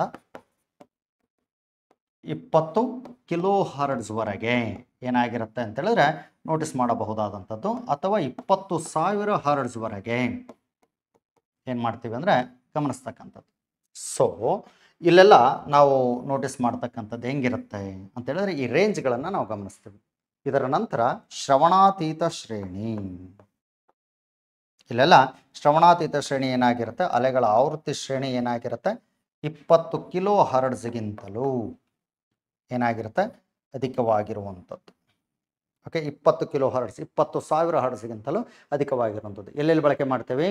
ರಡಾರ್ಗಳಲ್ಲಿ ಬಳಕೆ ಆಗ್ತದೆ. Very important. Okay, radio detection and ranging ಅಂತೇಳಿ ಕರಿತೀವಿ. ರಡಾರ್ಗಳಲ್ಲಿ ವಾಹನಗಳ ವೇಗ ಮತ್ತು ಹಾರಾಟದ ವಸ್ತುಗಳನ್ನು ಪತ್ತೆ ಹಚ್ಚೋದಕ್ಕಾಗಿ ಶ್ರವಣಾತೀತ ಅಲೆಗಳನ್ನು, ಇವುಗಳು ನಮ್ಮ ಅನುಭವಕ್ಕೆ ಬರೋಂಗಿಲ್ಲ. ಹಾಗಾಗಿ ಸಾಧನಗಳನ್ನು ಅಥವಾ ಡಿವೈಸ್ಗಳನ್ನು ಬಳಕೆ ಮಾಡಿ ಏನು ಮಾಡಲಾಗುತ್ತೆ, ಬಳಕೆಯಲ್ಲಿ ತೊಗೊಂಬಂದ್ಬಿಡ್ತೀವಿ. ಓಕೆ, ಹೆಚ್ಚಾನೆಚ್ಚು ಇವುಗಳನ್ನು ಬಳಕೆಯಲ್ಲಿ ತರಲಾಗುತ್ತೆ. ನೆಕ್ಸ್ಟು ಸಾಮಾನ್ಯವಾಗಿ ನಾವೆಲ್ಲ ನೋಟಿಸ್ ಮಾಡುವ ಹಾಗೆ ರಡಾರ್ ಅಂತ ಹೇಳಿದ್ವಿ, ರಡಾರ್ ಗನ್ ಅಂತೇಳಿ ನೋಡ್ತೇವೆ ರಡಾರ್ಗಳಲ್ಲಿ. ಇದನ್ನು ಬಿಟ್ಟರೆ ಸೋನಾರ್ ಅಂತೇಳಿ ಕರಿತೀವಿ, ಸೌಂಡ್ ನೇವಿಗೇಷನ್ ಆ್ಯಂಡ್ ರೇಂಜಿಂಗ್ ಅಂತೇಳಿ ನೋಡ್ತೀವಿ, ಸೋನಾರ್ ಇವುಗಳಲ್ಲಿ ಬಳಕೆ ಆಗ್ತದೆ. ಮತ್ತು ರಡಾರ್ ವಾಹನಗಳ ವೇಗ ಮತ್ತು ಹಾರಾಟದ ವಸ್ತು, ಸೋನಾರ್ ಸಮುದ್ರದ ಆಳದಲ್ಲಿರುವ ವಸ್ತುಗಳನ್ನು ಗುರುತಿಸೋದಕ್ಕಾಗಿ ಏನು ಮಾಡಲಾಗುತ್ತೆ, ಬಳಕೆಯಲ್ಲಿ ತರಲಾಗುತ್ತೆ.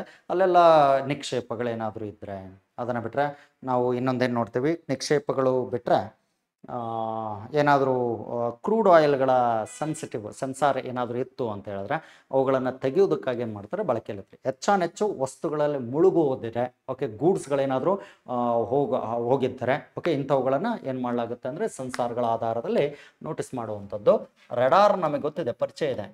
ರಡಾರ್ ಅಂತ ಹೇಳಿದ್ರೆ ಏನು? ರಡಾರ್ ಅಂದರೆ ರೇಡಿಯೋ ಡಿಟೆಕ್ಷನ್ ಆ್ಯಂಡ್ ರೇಂಜಿಂಗ್ ಅಂತ ಕರಿತೀವಿ.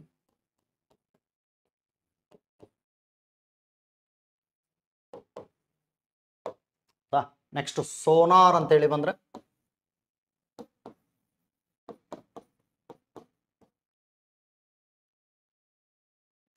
ಸೌಂಡ್ ನೇವಿಗೇಷನ್ ಆ್ಯಂಡ್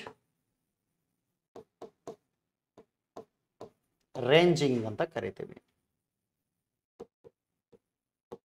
ಹೌದಾ? ನೆಕ್ಸ್ಟ್ ಇದನ್ನು ಬಿಟ್ಟರೆ ನಾವು ಪಾಲಿಗ್ರಾಫ್ ಅಂತ ಬಳಸ್ತೀವಿ.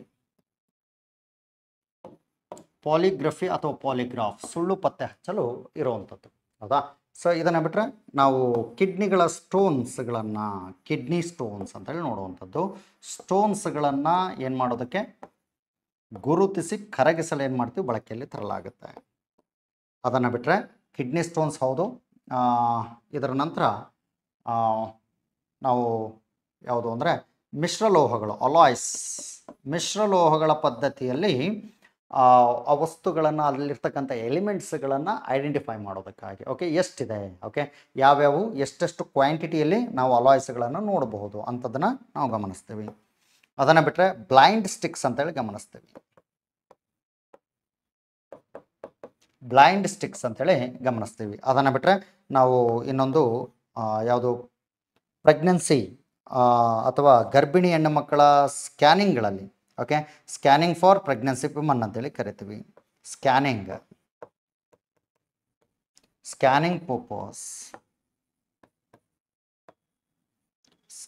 Purpose for pregnancy woman.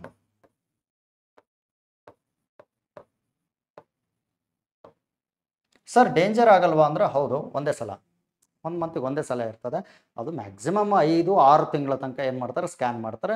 Direct 8-8.5 9 ತಿಂಗಳಿಗೆ ಒಂದು ಸ್ಕ್ಯಾನಿಂಗ್ ಡೈರೆಕ್ಟ್ ಆಗಿರ್ತದೆ. ಓಕೆ, ಸೊ ಇವೆಲ್ಲ ಏನು ಅಂತ ಹೇಳಿದ್ರೆ ಮಗುವಿನ ಬೆಳವಣಿಗೆಯನ್ನು ಗುರುತಿಸೋದಕ್ಕೆ, ಸೆಕ್ಸ್, ಓಕೆ, ಅದಾಗ ಲಿಂಗ ಪತ್ತೆಗಾಗಿ ಏನು ಮಾಡ್ತಾರೆ, ಬಳಕೆಯಲ್ಲಿ ತರ್ತಾರೆ. ಮತ್ತು ಇಂಡಿಯಾದಲ್ಲಿ ಯಥೇಚ್ಛವಾಗಿ ಮಗುವಿನ ಉತ್ತಮ ಆರೋಗ್ಯವನ್ನು ನೋಡೋದಕ್ಕಾಗಿ ಅದರ ತೂಕವನ್ನು ಐಡೆಂಟಿಫೈ ಮಾಡಿ ಸರಿಯಾದ ಕ್ರಮದಲ್ಲಿ ಬೆಳೀತಾ ಇದೆಯೋ ಇಲ್ಲೋ ಅನ್ನೋದನ್ನು ನೋಟಿಸ್ ಮಾಡೋದಕ್ಕಾಗಿ ಬಳಕೆಯಲ್ಲೇ ತರ್ತೇವೆ. ಕೆಲವು ಸಲ ಏನಾಗಿರುತ್ತೆ, ಸೆಮಿ ಐಡೆಂಟಿಕಲ್ ಟ್ವಿನ್ಸ್ಗಳು ಹುಟ್ಟುಬಿಡ್ತವೆ. ಹೆಂಗಿರ್ತವೆ, ಅಂಟಿಕೊಂಡಂತಹ ದೇಹ ಹೆಂಗಿರುತ್ತೆ ಅಂದರೆ, ಎರಡೂ ಅಂಟಿಕೊಂಡಂತಹ ದೇಹಗಳು ಇತ್ತು ಅಂತ ಹೇಳಿದ್ರೆ ಅದನ್ನು ಮ್ಯಾನೇಜ್ ಮಾಡೋದು ಕಷ್ಟ ಆಗಿಬಿಡುತ್ತೆ. ಓಕೆ, ಕೆಲವು ಸಲ ಇದು ಯಾಕೆ ಆಗಿರುತ್ತೆ ಅಂದರೆ 2 ಸ್ಪರ್ಮ್ ಒಂದೇ ಎಗ್ಗಿಗೆ ಎಂಟ್ರಿ ಕೊಟ್ಟಾಗ ಆಗುವಂಥದ್ದು, ಆಕಸ್ಮಿಕ ಇವೆಲ್ಲ. ಓಕೆ, ಆ್ಯಕ್ಚುಲಿ ಎಗ್ ಹಂಗೆ ಆ ರೀತಿ ಇರೋಂಗಿಲ್ಲ, ಎರಡನ್ನೂ ಎಂಟ್ರಿ ಕೊಡಿಸ್ಕೊಳ್ಳೋದಕ್ಕೆ ಅಷ್ಟೊಂದು ಇದಿರೋಂಗಿಲ್ಲ, ಸಾಮರ್ಥ್ಯ ಇರೋಂಗಿಲ್ಲ. ಬಟ್ ಕೆಲವು ಸಲ ಏನಾಗ್ಬಿಡುತ್ತೆ, ಅನಿವಾರ್ಯವಾಗಿ ಅದು ಆಕಸ್ಮಿಕವಾಗಿ ನಡೆಯುವಂತಹ ಒಂದು ಘಟನೆ ಆಗಿಬಿಡುತ್ತೆ. ಅವಾಗ ಅಂಟಿಕೊಂಡ ಜೀವಿಗಳು ಹುಟ್ಟೋದಕ್ಕೆ ಶುರುವಾಗ್ತವೆ. ಇವುಗಳನ್ನು ಬೇರೆ ಮಾಡೋದಕ್ಕೂ ಆಗಲ್ಲ ದೊಡ್ಡವರಾದ್ಮೇಲೆ. ಅವಾಗಲೇ ಏನು ಮಾಡ್ತಾರೆ ಅಂದರೆ ಮಕ್ಕಳು ಏನು ಮಾಡ್ತಾರೆ, ಡಾಕ್ಟರ್ಗಳು ಸರಿಯಾದ ಸಜೆಷನನ್ನು ಕೊಡ್ತಾರೆ. ಇಲ್ಲ, ಇದು ಬೆಳೆಯೋದಕ್ಕೆ ತೊಂದರೆ ಆಗುತ್ತೆ, ಓಕೆ, ಎರಡೂ ಮಕ್ಕಳಿಗೂ ಅದು ತೊಂದರೆ ಆಗುವಂಥದ್ದು, ನಿಮಗೂ ಅದು ಬರ್ಡನ್ ಆಗುವಂಥದ್ದು, ಈ ರೀತಿ ಸಜೆಸ್ಟ್ ಮಾಡಿ ಏನು ಮಾಡ್ತಾರೆ, ರಿಮೂವ್ ಮಾಡಿಸ್ತಾರೆ. ಅಬಾರ್ಷನ್ಸ್ ಅಂತ ಹೇಳಿ ಕರಿತೀವಿ. ಕೆಲವೊಂದು ಸಂದರ್ಭಗಳಲ್ಲಿ ಮಾತ್ರ, ಓಕೆ, ಅದು ರೇರ್ ಕೇಸಲ್ಲಿ, ಅದು ಪರ್ಮಿಷನ್, ಒಪ್ಪಿಗೆ ಇಲ್ಲದೆ ಯಾವುದೂ ಮಾಡೋಂಗಿಲ್ಲ. ಓಕೆ, ಸೊ ಅದಾದ ನಂತರ ಸಾಮಾನ್ಯವಾಗಿ ಕೆಲವು ಸಲ ಏನಾಗುತ್ತೆ, ಒಂದೇ ತಲೆ 2 ದೇಹಗಳು ಬರ್ತವೆ, ಅಥವಾ 2 ತಲೆ ಒಂದೇ ದೇಹ ಬರ್ತದೆ. ಇಂಥವೆಲ್ಲ ಏನಾಗಿರುತ್ತೆ, ಸಮಾಜಕ್ಕೆ ಹೆಂಗಾಗಿರುತ್ತೆ ಅಂದರೆ ಉತ್ತಮ ಕೊಡುಗೆ ಕೊಡುವುದರಲ್ಲಿ ಏನಾಗಿರುತ್ತೆ ಅಂದರೆ ಸ್ವಲ್ಪ ರೇರ್ ನೋಡ್ತೇವೆ. ಇಂಥವೆಲ್ಲ ರೇರ್ ಕೇಸಲ್ಲಿ ಹುಟ್ಟುವಂಥದ್ದು. ಓಕೆ, ಕಾರಣ ಏನು ಅಂದರೆ ಈಗ ಆಲ್ರೆಡಿ ನಾವು ಅಲ್ಟ್ರಾಸೌಂಡ್ ಸ್ಕ್ಯಾನಿಂಗಲ್ಲಿ ಬಂದಿರೋದ್ರಿಂದ ನಾವು ಇದನ್ನು ನಾವು ನೋಟಿಸ್ ಮಾಡೋಲ್ಲ. ಓಕೆ, ಇತ್ತೀಚೆಗೆ ಈ ರೀತಿ ಬೆಳೆಯೋದಕ್ಕೂ ಬಿಡೋಂಗಿಲ್ಲ. 8ನೇ ಕಾನ್ಸೆಪ್ಟ್ ಏನಪ್ಪ ಅಂತ ಹೇಳಿದ್ರೆ ಬ್ಲೈಂಡ್ ಸ್ಟಿಕ್ಸ್ ಹೌದು, ಮತ್ತು ಇನ್ನೊಂದು ಯಾವುದು ಅಲ್ಟ್ರಾ ಹೆಡ್ಸ್ ಅಂತೇಳಿ ನೋಡ್ತವೆ, ಬೌನ್ಸಿಂಗ್ ಔಟ್ಗಳನ್ನು ಪತ್ತೆ ಹಚ್ಚೋದಕ್ಕಾಗಿ. ಬೌನ್ಸಿಂಗ್ ಔಟ್ಗಳನ್ನು ಪತ್ತೆ ಹಚ್ಚೋದಕ್ಕಾಗಿ ಬಳಕೆ ಆಗ್ತದೆ. ಅದನ್ನು ಬಿಟ್ಟರೆ ನಾವು ಇನ್ನೊಂದು ಕಡೆಗೆ ನೋಟಿಸ್ ಮಾಡುವಂಥದ್ದು ಯಾವುದು ಅಂದರೆ dry cleaning purpose. Yes, dry cleaning ಅಂದರೆ ಶುಷ್ಕ ಹೊಗೆತ ಅಂತ ಕರಿತೀವಿ. ರೇಷ್ಮೆ ಮತ್ತು ರಯಾನ್ ಬಟ್ಟೆಗಳನ್ನು, ರೇಷ್ಮೆ ಮತ್ತು ರಯಾನ್ ಅಂತ ಬಟ್ಟೆಗಳನ್ನು ಏನು ಮಾಡೋದಕ್ಕೆ, ಸ್ವಚ್ಛಗೊಳಿಸೋದಕ್ಕೆ. ರೇಷ್ಮೆ ಇದು ಏನು ಅಂತೇಳಿದ್ರೆ ಹುಳುವಿನಿಂದ ತೆಗೆಯುವಂಥದ್ದು, ಅದರ ಗೂಡಿನಿಂದ ಹೊರ ತೆಗೆದು ದಾರಗಳನ್ನು ತೆಗೆದು ನೈಸರ್ಗಿಕವಾಗಿರ್ತಕ್ಕಂಥದ್ದನ್ನು ಮಾಡುವಂಥದ್ದು. ಬಟ್ ರಯಾನ್ ಕೃತಕ ರೇಷ್ಮೆ ಆಗಿರುತ್ತೆ. ಓಕೆ, ಕೃತಕ ರೇಷ್ಮೆ ಅಂತಲೇ ಇದಕ್ಕೆ ಹೆಸರು. ಕಾರಣ ಏನು ಅಂದರೆ ಮಾನವ ಏನು ಮಾಡ್ತಾನೆ ಅಂತೇಳಿದ್ರೆ ಇದನ್ನು ಸಂಸ್ಕರಣೆ ಮಾಡೋದಕ್ಕೆ ತುಂಬ ಟೈಮನ್ನು ಹಿಡಿಯುತ್ತೆ. ಓಕೆ, ಅದಕ್ಕಾಗಿ ಮರದ ತಿರುಳುಗಳಿಂದ ಏನು ಮಾಡ್ತಾನೆ ಅಂತೇಳಿದ್ರೆ ಈ ಕೃತಕ ರೇಷ್ಮೆಗಳನ್ನು ತಯಾರು ಮಾಡೋದಕ್ಕೆ ಶುರು ಮಾಡ್ತಾನೆ. ಓಕೆ, ಅದಕ್ಕೆ ಹೆಸರು ಏನಪ್ಪ ಅಂದರೆ ರಯಾನ್ ಬಟ್ಟೆಗಳು ಸಾಮಾನ್ಯವಾಗಿ ನಾವು ನೋಡುವಂಥದ್ದು. ಸೊ ನೆಕ್ಸ್ಟು 10th ಪಾಯಿಂಟ್ ಅಂತ ಹೇಳಿದ್ರೆ ಬ್ಲೈಂಡ್ ಸ್ಟಿಕ್ ಅಂತೇಳಿ ಬಂದಾಗ ಶಾರ್ಕ್ ಮತ್ತು ತಿಮಿಂಗಿಲಗಳು. ಹೌದಾ, ತಮ್ಮ ಆಹಾರವನ್ನು ಹುಡುಕ್ತವೆ ಮತ್ತು ಆಳದಲ್ಲಿ ವಸ್ತುಗಳನ್ನು ಐಡೆಂಟಿಫೈ ಮಾಡ್ತವೆ, ತಮ್ಮ ರಕ್ಷಣೆಗಾಗೂ ಸಹಿತ ಇವುಗಳನ್ನು ಬಳಕೆಯಲ್ಲಿ ತೊಗೊಂಬರ್ತವೆ. ಹೌದಾ? ನೆಕ್ಸ್ಟ್ 11ನೇ ಪಾಯಿಂಟ್ ಯಾವುದಪ್ಪ ಅಂತ ಹೇಳಿದ್ರೆ ಬಾವಲಿಗಳು. ಬಾವಲಿಗಳು 100 ಕಿಲೋ ಹರ್ಡ್ಸ್ಗಳಲ್ಲಿ ಕಾರ್ಯನಿರ್ವಹಿಸ್ತವೆ. 100 ಕಿಲೋ ಹರ್ಡ್ಸ್ ಅಂತೇಳಿ ನೋಡ್ತವೆ. 100 ಕಿಲೋ ಹರ್ಡ್ಸ್ಗಳಲ್ಲಿ ಏನಾಗ್ತವೆ ಅಂದರೆ ಬಾವಲಿಗಳು ಕಾರ್ಯನಿರ್ವಹಿಸ್ತವೆ. ಸೊ ಇವುಗಳನ್ನು ನಾವು ನೋಟಿಸ್ ಮಾಡಬಹುದಾದಂಥದ್ದು. ಓಕೆ, ಹೀಗೆ ನಾವೇನು ಮಾಡ್ತೀವಿ ಅಂತ ಹೇಳಿದ್ರೆ ಸಂಪೂರ್ಣವಾಗಿ ನಾವು ಶಬ್ದದಲ್ಲಿ ನಾವು ನೋಟಿಸ್ ಮಾಡಬಹುದಾದಂಥದ್ದು. ಇದರಲ್ಲಿ ಇನ್ನು ಒಂದು ಕಾನ್ಸೆಪ್ಟ್ ಅಂತ ಹೇಳಿದ್ರೆ ಓಕೆ, ಕಂಟಿನ್ಯೂಸ್ ಆಗಿ ಗೊತ್ತಿರಲಿ, ಇದು 10-11 ಪಾಯಿಂಟ್ಸ್ಗಳನ್ನು ನಾವು ಗಮನಿಸ್ತಾ ಹೋಗ್ಬೋದು. ಇದರಲ್ಲಿ ನಾವು ಯಾವುದು ಅಂತ ಹೇಳಿದ್ರೆ ಡಾಪ್ಲರ್ ಪರಿಣಾಮ ಅನ್ನೋ ಒಂದು ಕಾನ್ಸೆಪ್ಟನ್ನು ನೋಡ್ತವೆ.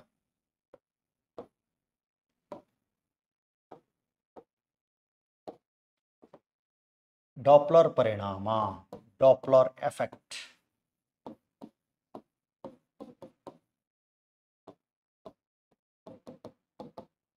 ಎಕ್ಸಾಮ್ಸ್ಗೆ ವೆರಿ ಇಂಪಾರ್ಟೆಂಟ್.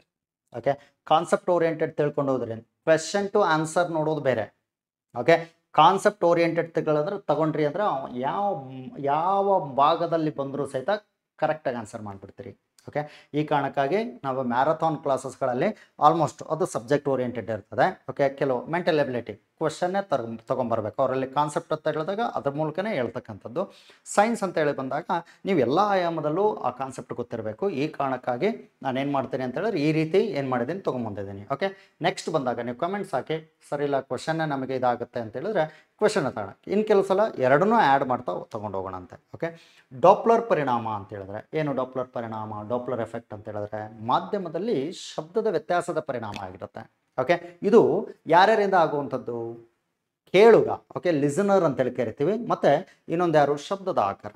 ಇವರಿಬ್ಬರ ಚಲನವಲನಗಳಿಂದ ಏನಾಗಿರುತ್ತೆ ಅಂತ ಹೇಳಿದ್ರೆ ಶಬ್ದ ವೇರಿ ಆಗೋದಕ್ಕೆ ಶುರುವಾಗುತ್ತೆ.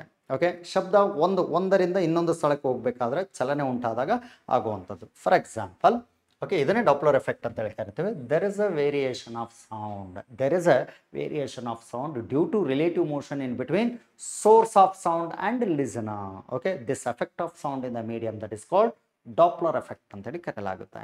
ಹಾಗಾದರೆ ಈ ಡಾಪ್ಲರ್ ಎಫೆಕ್ಟಲ್ಲಿ ಓಕೆ ಒಂದು ಮಾಧ್ಯಮ ಸೋರ್ಸ್ ಅಂತೇಳಿ ಬಂತು ಅಂದರೆ ಓಕೆ, ಸೋರ್ಸ್ ಅಂತೇಳಿ ಬಂತು ಅಂತೇಳಿ ಇದು ಶಬ್ದ ಮಾಡ್ತಾ ಇದೆ ಅಂತೇಳಿ ನಾವು ಭಾವಿಸೋದಾಯಿತು ಅಂದರೆ ಇದು ಒಂದು ವೇಳೆ ನಿಂತಿರುವಂತಹ ವ್ಯಕ್ತಿಯ ಕಡೆಗೆ ಏನಾದರೂ ಹೋಗ್ತಾ ಇದೆ ಅಂತ ಹೇಳಿದ್ರೆ ವ್ಯಕ್ತಿಗೆ ಸೌಂಡ್ ಏನಾಗಿರುತ್ತೆ? ಹೆಚ್ಚಾದಂತೆ ಅನಿಸುತ್ತೆ. ಒಂದು ವೇಳೆ ಇದು ಶಬ್ದ ಮಾಡ್ತಾ ದೂರ ಹೋಗ್ತಾ ಇದೆ ಅಂತ ಹೇಳಿದ್ರೆ ಸೌಂಡ್ ವ್ಯಕ್ತಿಗೆ ಏನಾಗಿರುತ್ತೆ? ಕಡಿಮೆ ಆಗ್ತಾ ಹೋಗುತ್ತೆ.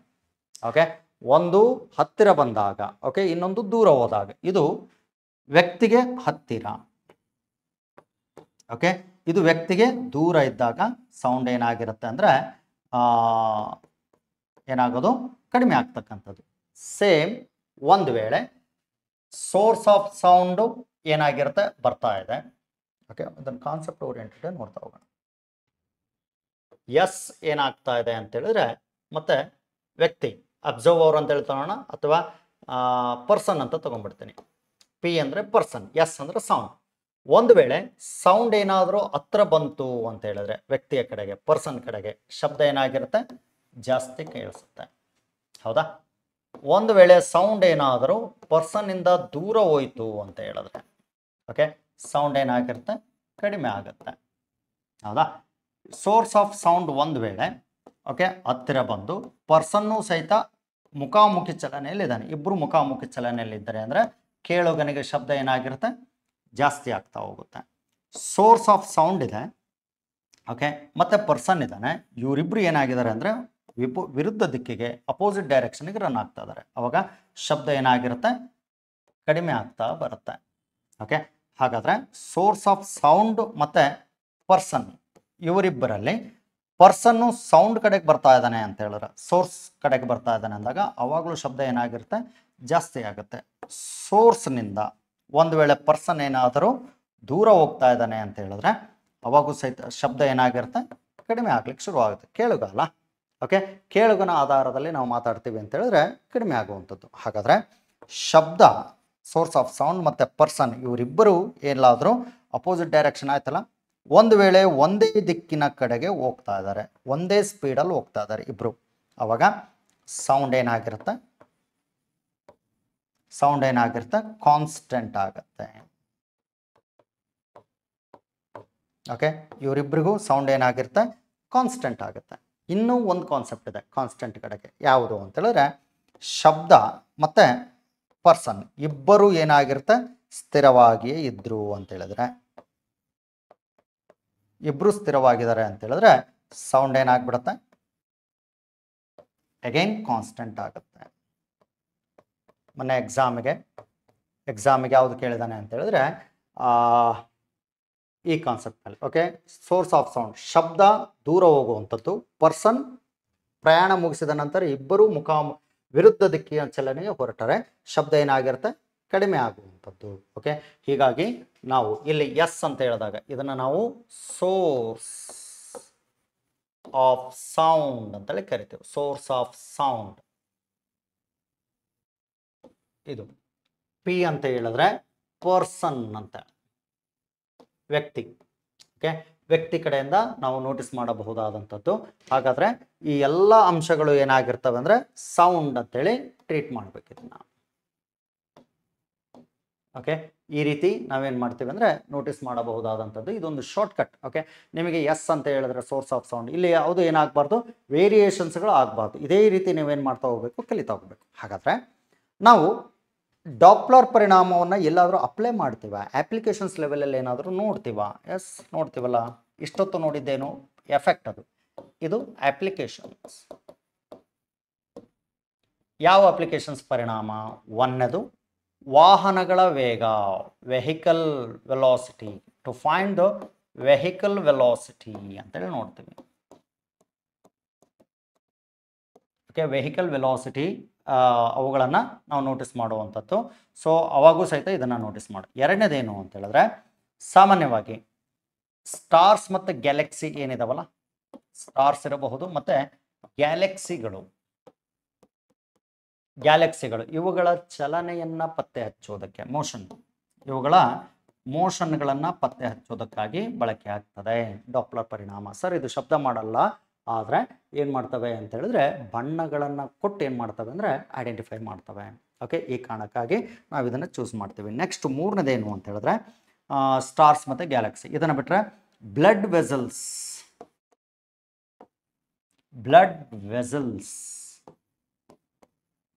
ವೆಸಲ್ಸ್ ವರ್ಕಿಂಗ್ ಕಂಡೀಷನ್ಸ್ಗಳನ್ನು ಗುರುತಿಸೋದಕ್ಕೆ, ವರ್ಕಿಂಗ್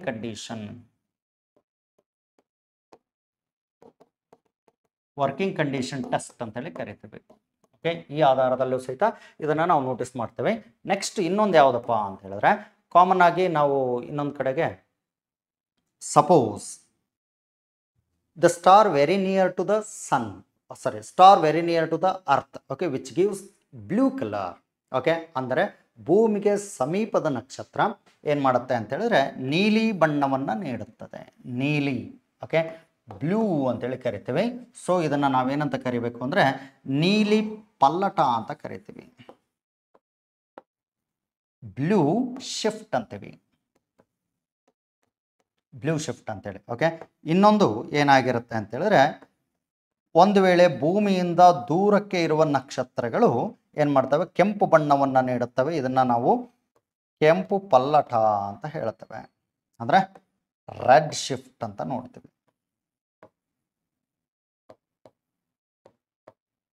ಓಕೆ, ರೆಡ್ ಶಿಫ್ಟ್ ಇದು ಭೂಮಿಗೆ ಸಮೀಪದ ನಕ್ಷತ್ರ.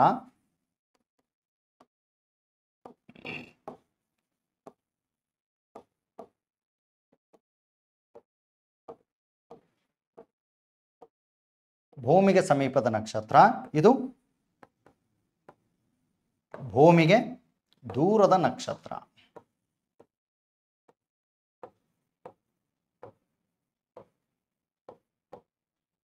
ಓಕೆ, ಹೀಗೆ ಸಮೀಪ ಮತ್ತು ದೂರಗಳ ಆಧಾರದ ಮೇಲೆ ಏನು ಮಾಡ್ತೀವಿ ಅಂದರೆ ಅಪ್ಲಿಕೇಶನ್ಸ್ ಲೆವೆಲಲ್ಲಿ ಡಾಪ್ಲರ್ ಪರಿಣಾಮಗಳನ್ನು ಬಳಕೆಯಲ್ಲಿ ತರಲಾಗುತ್ತೆ. ಇದರ ಕಡೆಗೆ ಸ್ವಲ್ಪ ಹೆಚ್ಚು ಗಮನ ಇರಲಿ. ಓಕೆ, ಈ ಕಾನ್ಸೆಪ್ಟ್ಗಳ ಮೇಲೆ ಹೆಚ್ಚು ಗಮನ ಇರಲಿ. ಓಕೆ, ಸೊ ಹೀಗೆ ನಾವು ಸೈನ್ಸ್ ಆ್ಯಂಡ್ ಟೆಕ್ನಾಲಜಿನಲ್ಲೂ ಶಬ್ದದ ವೇಗಗಳ ಆಧಾರದಲ್ಲಿ ಏನು ಮಾಡಲಾಗುತ್ತೆ ಅಂತ ಹೇಳಿದ್ರೆ ನೋಟಿಸ್ ಮಾಡ್ತೀವಿ. ಶಬ್ದದ ವೇಗಗಳ ಆಧಾರದಲ್ಲಿ ರನ್ ಆಗುವಂಥವು ಇವೆಲ್ಲ. ಓಕೆ, ಶಬ್ದದ ವೇಗ ಅಂತೇಳಿ ಬಂದಾಗ ಒಂದು ಕಾನ್ಸೆಪ್ಟನ್ನು ಇನ್ನೊಂದು ಕಾನ್ಸೆಪ್ಟಿಗೆ, ಓಕೆ, ಯಾವ ರೀತಿ ಸೂಪರ್ಸಾನಿಕ್, ಅಲ್ಟ್ರಾಸಾನಿಕ್, ಸಾನಿಕ್ ಅಂತೇಳಿ ನಾವು ನೋಡ್ತೇವೆ, ಬೂಮಿಂಗ್ ಅಂತೇಳಿ ನಾವು ನೋಡ್ತೇವೆ ಕೆಲವು ಸಾನಿಕ್ಸ್ಗಳನ್ನು, ಹೈಪರ್ಸಾನಿಕ್ಸ್ಗಳು ಅಂತೇಳಿ ನೋಡ್ತೇವೆ. S-400 ಟ್ರಯಾಂಫ್ಗಳೆಲ್ಲ ಹೈಪರ್ಸಾನಿಕ್ಸ್ ಇವೆಲ್ಲ. ಓಕೆ, ಮೋರ್ ದ್ಯಾನ್ ಅಂದರೆ ಎಷ್ಟು, ಶಬ್ದದ ವೇಗಕ್ಕಿಂತಲೂ 5 ಪಟ್ಟು ವೇಗದಲ್ಲಿ ಏನಾಗ್ತವೆ, ಚಲನೆಯನ್ನು ತೆಗೆದುಕೊಳ್ತಕ್ಕಂಥ ದೊಡ್ಡ ಮಟ್ಟಕ್ಕೆ ಚಲನೆಯನ್ನು ಹೊಂದಿರುವಂಥವು. ಸೊ ಅಂಥವುಗಳ ಆಧಾರದ ಮೇಲೆ ಏನು ಮಾಡ್ತಾರೆ ಅಂತ ಹೇಳಿದ್ರೆ ಇವುಗಳನ್ನು ನೋಟಿಸ್ ಮಾಡಬಹುದಾದಂಥದ್ದು. ಸೊ ಎಕ್ಸಾಮ್ಸ್ಗಳಲ್ಲಿ ನಾವು ಇವತ್ತು ಏನೇನು ಅಧ್ಯಯನ ಮಾಡಿದ್ವಲ್ಲ ಇದರ ಅಧ್ಯಯನದಲ್ಲಿ ಸಂಪೂರ್ಣವಾಗಿ ಏನಾಗಿರುತ್ತೆ ಅಂತ ಹೇಳಿದ್ರೆ ನಾವು ನೋಟಿಸ್ ಮಾಡಬಹುದಾದಂಥದ್ದು. ಸೊ ಇನ್ನೂ ಹೆಚ್ಚಿನ ತರಗತಿಗಳಿಗಾಗಿ ದಯವಿಟ್ಟು ಓಕೆ ನಮ್ಮ ಗುರುದೇವ ಕೆರಿಯರ್ ಅಕಾಡೆಮಿ ಏನಿದೆ ಆನ್ಲೈನ್ ಕ್ಲಾಸಸ್ಗಳನ್ನು ನೀವು ಫಾಲೋಅಪ್ ಮಾಡ್ತಾ ಹೋಗ್ಬೋದು. ಇಲ್ಲಿ ಎಲ್ಲ ಥರದ್ದು ಓಕೆ ಲಾಸ್ಟ್ ಮಿನಿಟ್ ರಿವಿಷನ್ಸ್ಗಳು ಅಂತೇಳಿ ನಾವು ನೋಟಿಸ್ ಮಾಡ್ತಾ ಹೋಗ್ತೇವೆ. ಸೊ ಮುಂದೆ ಬರುವಂತಹ 402 PSI ಎಕ್ಸಾಮ್ಸ್ಗಳಿಗೆ ಜಸ್ಟ್ ಬರೀ ಬಸ್ಸಲ್ಲಿ ಹೋಗ್ತಾ ನೀವು ರಿವಿಷನ್ ತೊಗೊಂಡು ಹೋದ್ರೆ ಸಾಕು. ಓಕೆ, ಇಂಥವುಗಳೆಲ್ಲ ನೀವು ಗಮನಿಸ್ತಾ ಹೋಗ್ಬೋದು. ದೊಡ್ಡ ಮಟ್ಟಕ್ಕೆ ನಿಮಗೆ ಹೆಲ್ಪ್ ಆಗ್ತಾ ಹೋಗುತ್ತೆ. ಎಕ್ಸಾಮ್ಸ್ಗಳಲ್ಲಿ ಧೃತಿಗೆಡದೆ ಕಾನ್ಫಿಡೆನ್ಸ್ ಆಗಿ ಆನ್ಸರ್ ಮಾಡ್ತಾ ಬನ್ನಿ. ಓಕೆ, ಪಾಠಗಳನ್ನು ಯಾವುದೇ ಕಾರಣಕ್ಕೂ ಕೇಳಿದ ಪಾಠಕ್ಕೆ ಕೂತ್ಕೊಂಡು ಓದಿದ ಪಾಠಕ್ಕೆ ಸಮಯವನ್ನು ವ್ಯರ್ಥ ಮಾಡಿದಂತಹ ಇವುಗಳಿಗೆ ಮೋಸ ಮಾಡದೆ ಓಕೆ ಸರಿಯಾದ ಕ್ರಮದಲ್ಲಿ ಪೇರೆಂಟ್ಸ್ಗಳನ್ನು ತಲೆಯಲ್ಲಿಟ್ಕೊಂಡು ಅವರ ಕಷ್ಟಗಳನ್ನು ತಲೆಯಲ್ಲಿಟ್ಕೊಂಡು ಏನು ಮಾಡ್ತಾ ಹೋಗಿ ಅಪಾಯಿಂಟ್ ಆಗ್ತಾ ಹೋಗಿ. ಓಕೆ, ಯಾವುದೇ ಸಣ್ಣ ಪುಟ್ಟ ಎಕ್ಸಾಮ್ಸ್ಗಳಾಗಿ ಫಸ್ಟ್ ಅಪಾಯಿಂಟ್ ಆಗಿ ಇದಾದ ನಂತರ ದೊಡ್ಡ ದೊಡ್ಡ ಗೋಲ್ಗಳನ್ನು ರೀಚ್ ಮಾಡ್ತಾರೆ. ದೊಡ್ಡದಾಗಿ ನಾನು ಗೋಲ್ ರೀಚ್ ಮಾಡ್ತೀನಿ ಸರ್ ಅಂತ ಹೇಳಿದ್ರೆ ಎಸ್ ಓಕೆ ಅದಕ್ಕೂ ನಮ್ಮ ಕಡೆಯಿಂದ ಸಪೋರ್ಟ್ ಆಗಿರ್ತದೆ. ಧನ್ಯವಾದಗಳೊಂದಿಗೆ Niranjan Murthy. Thank you so much.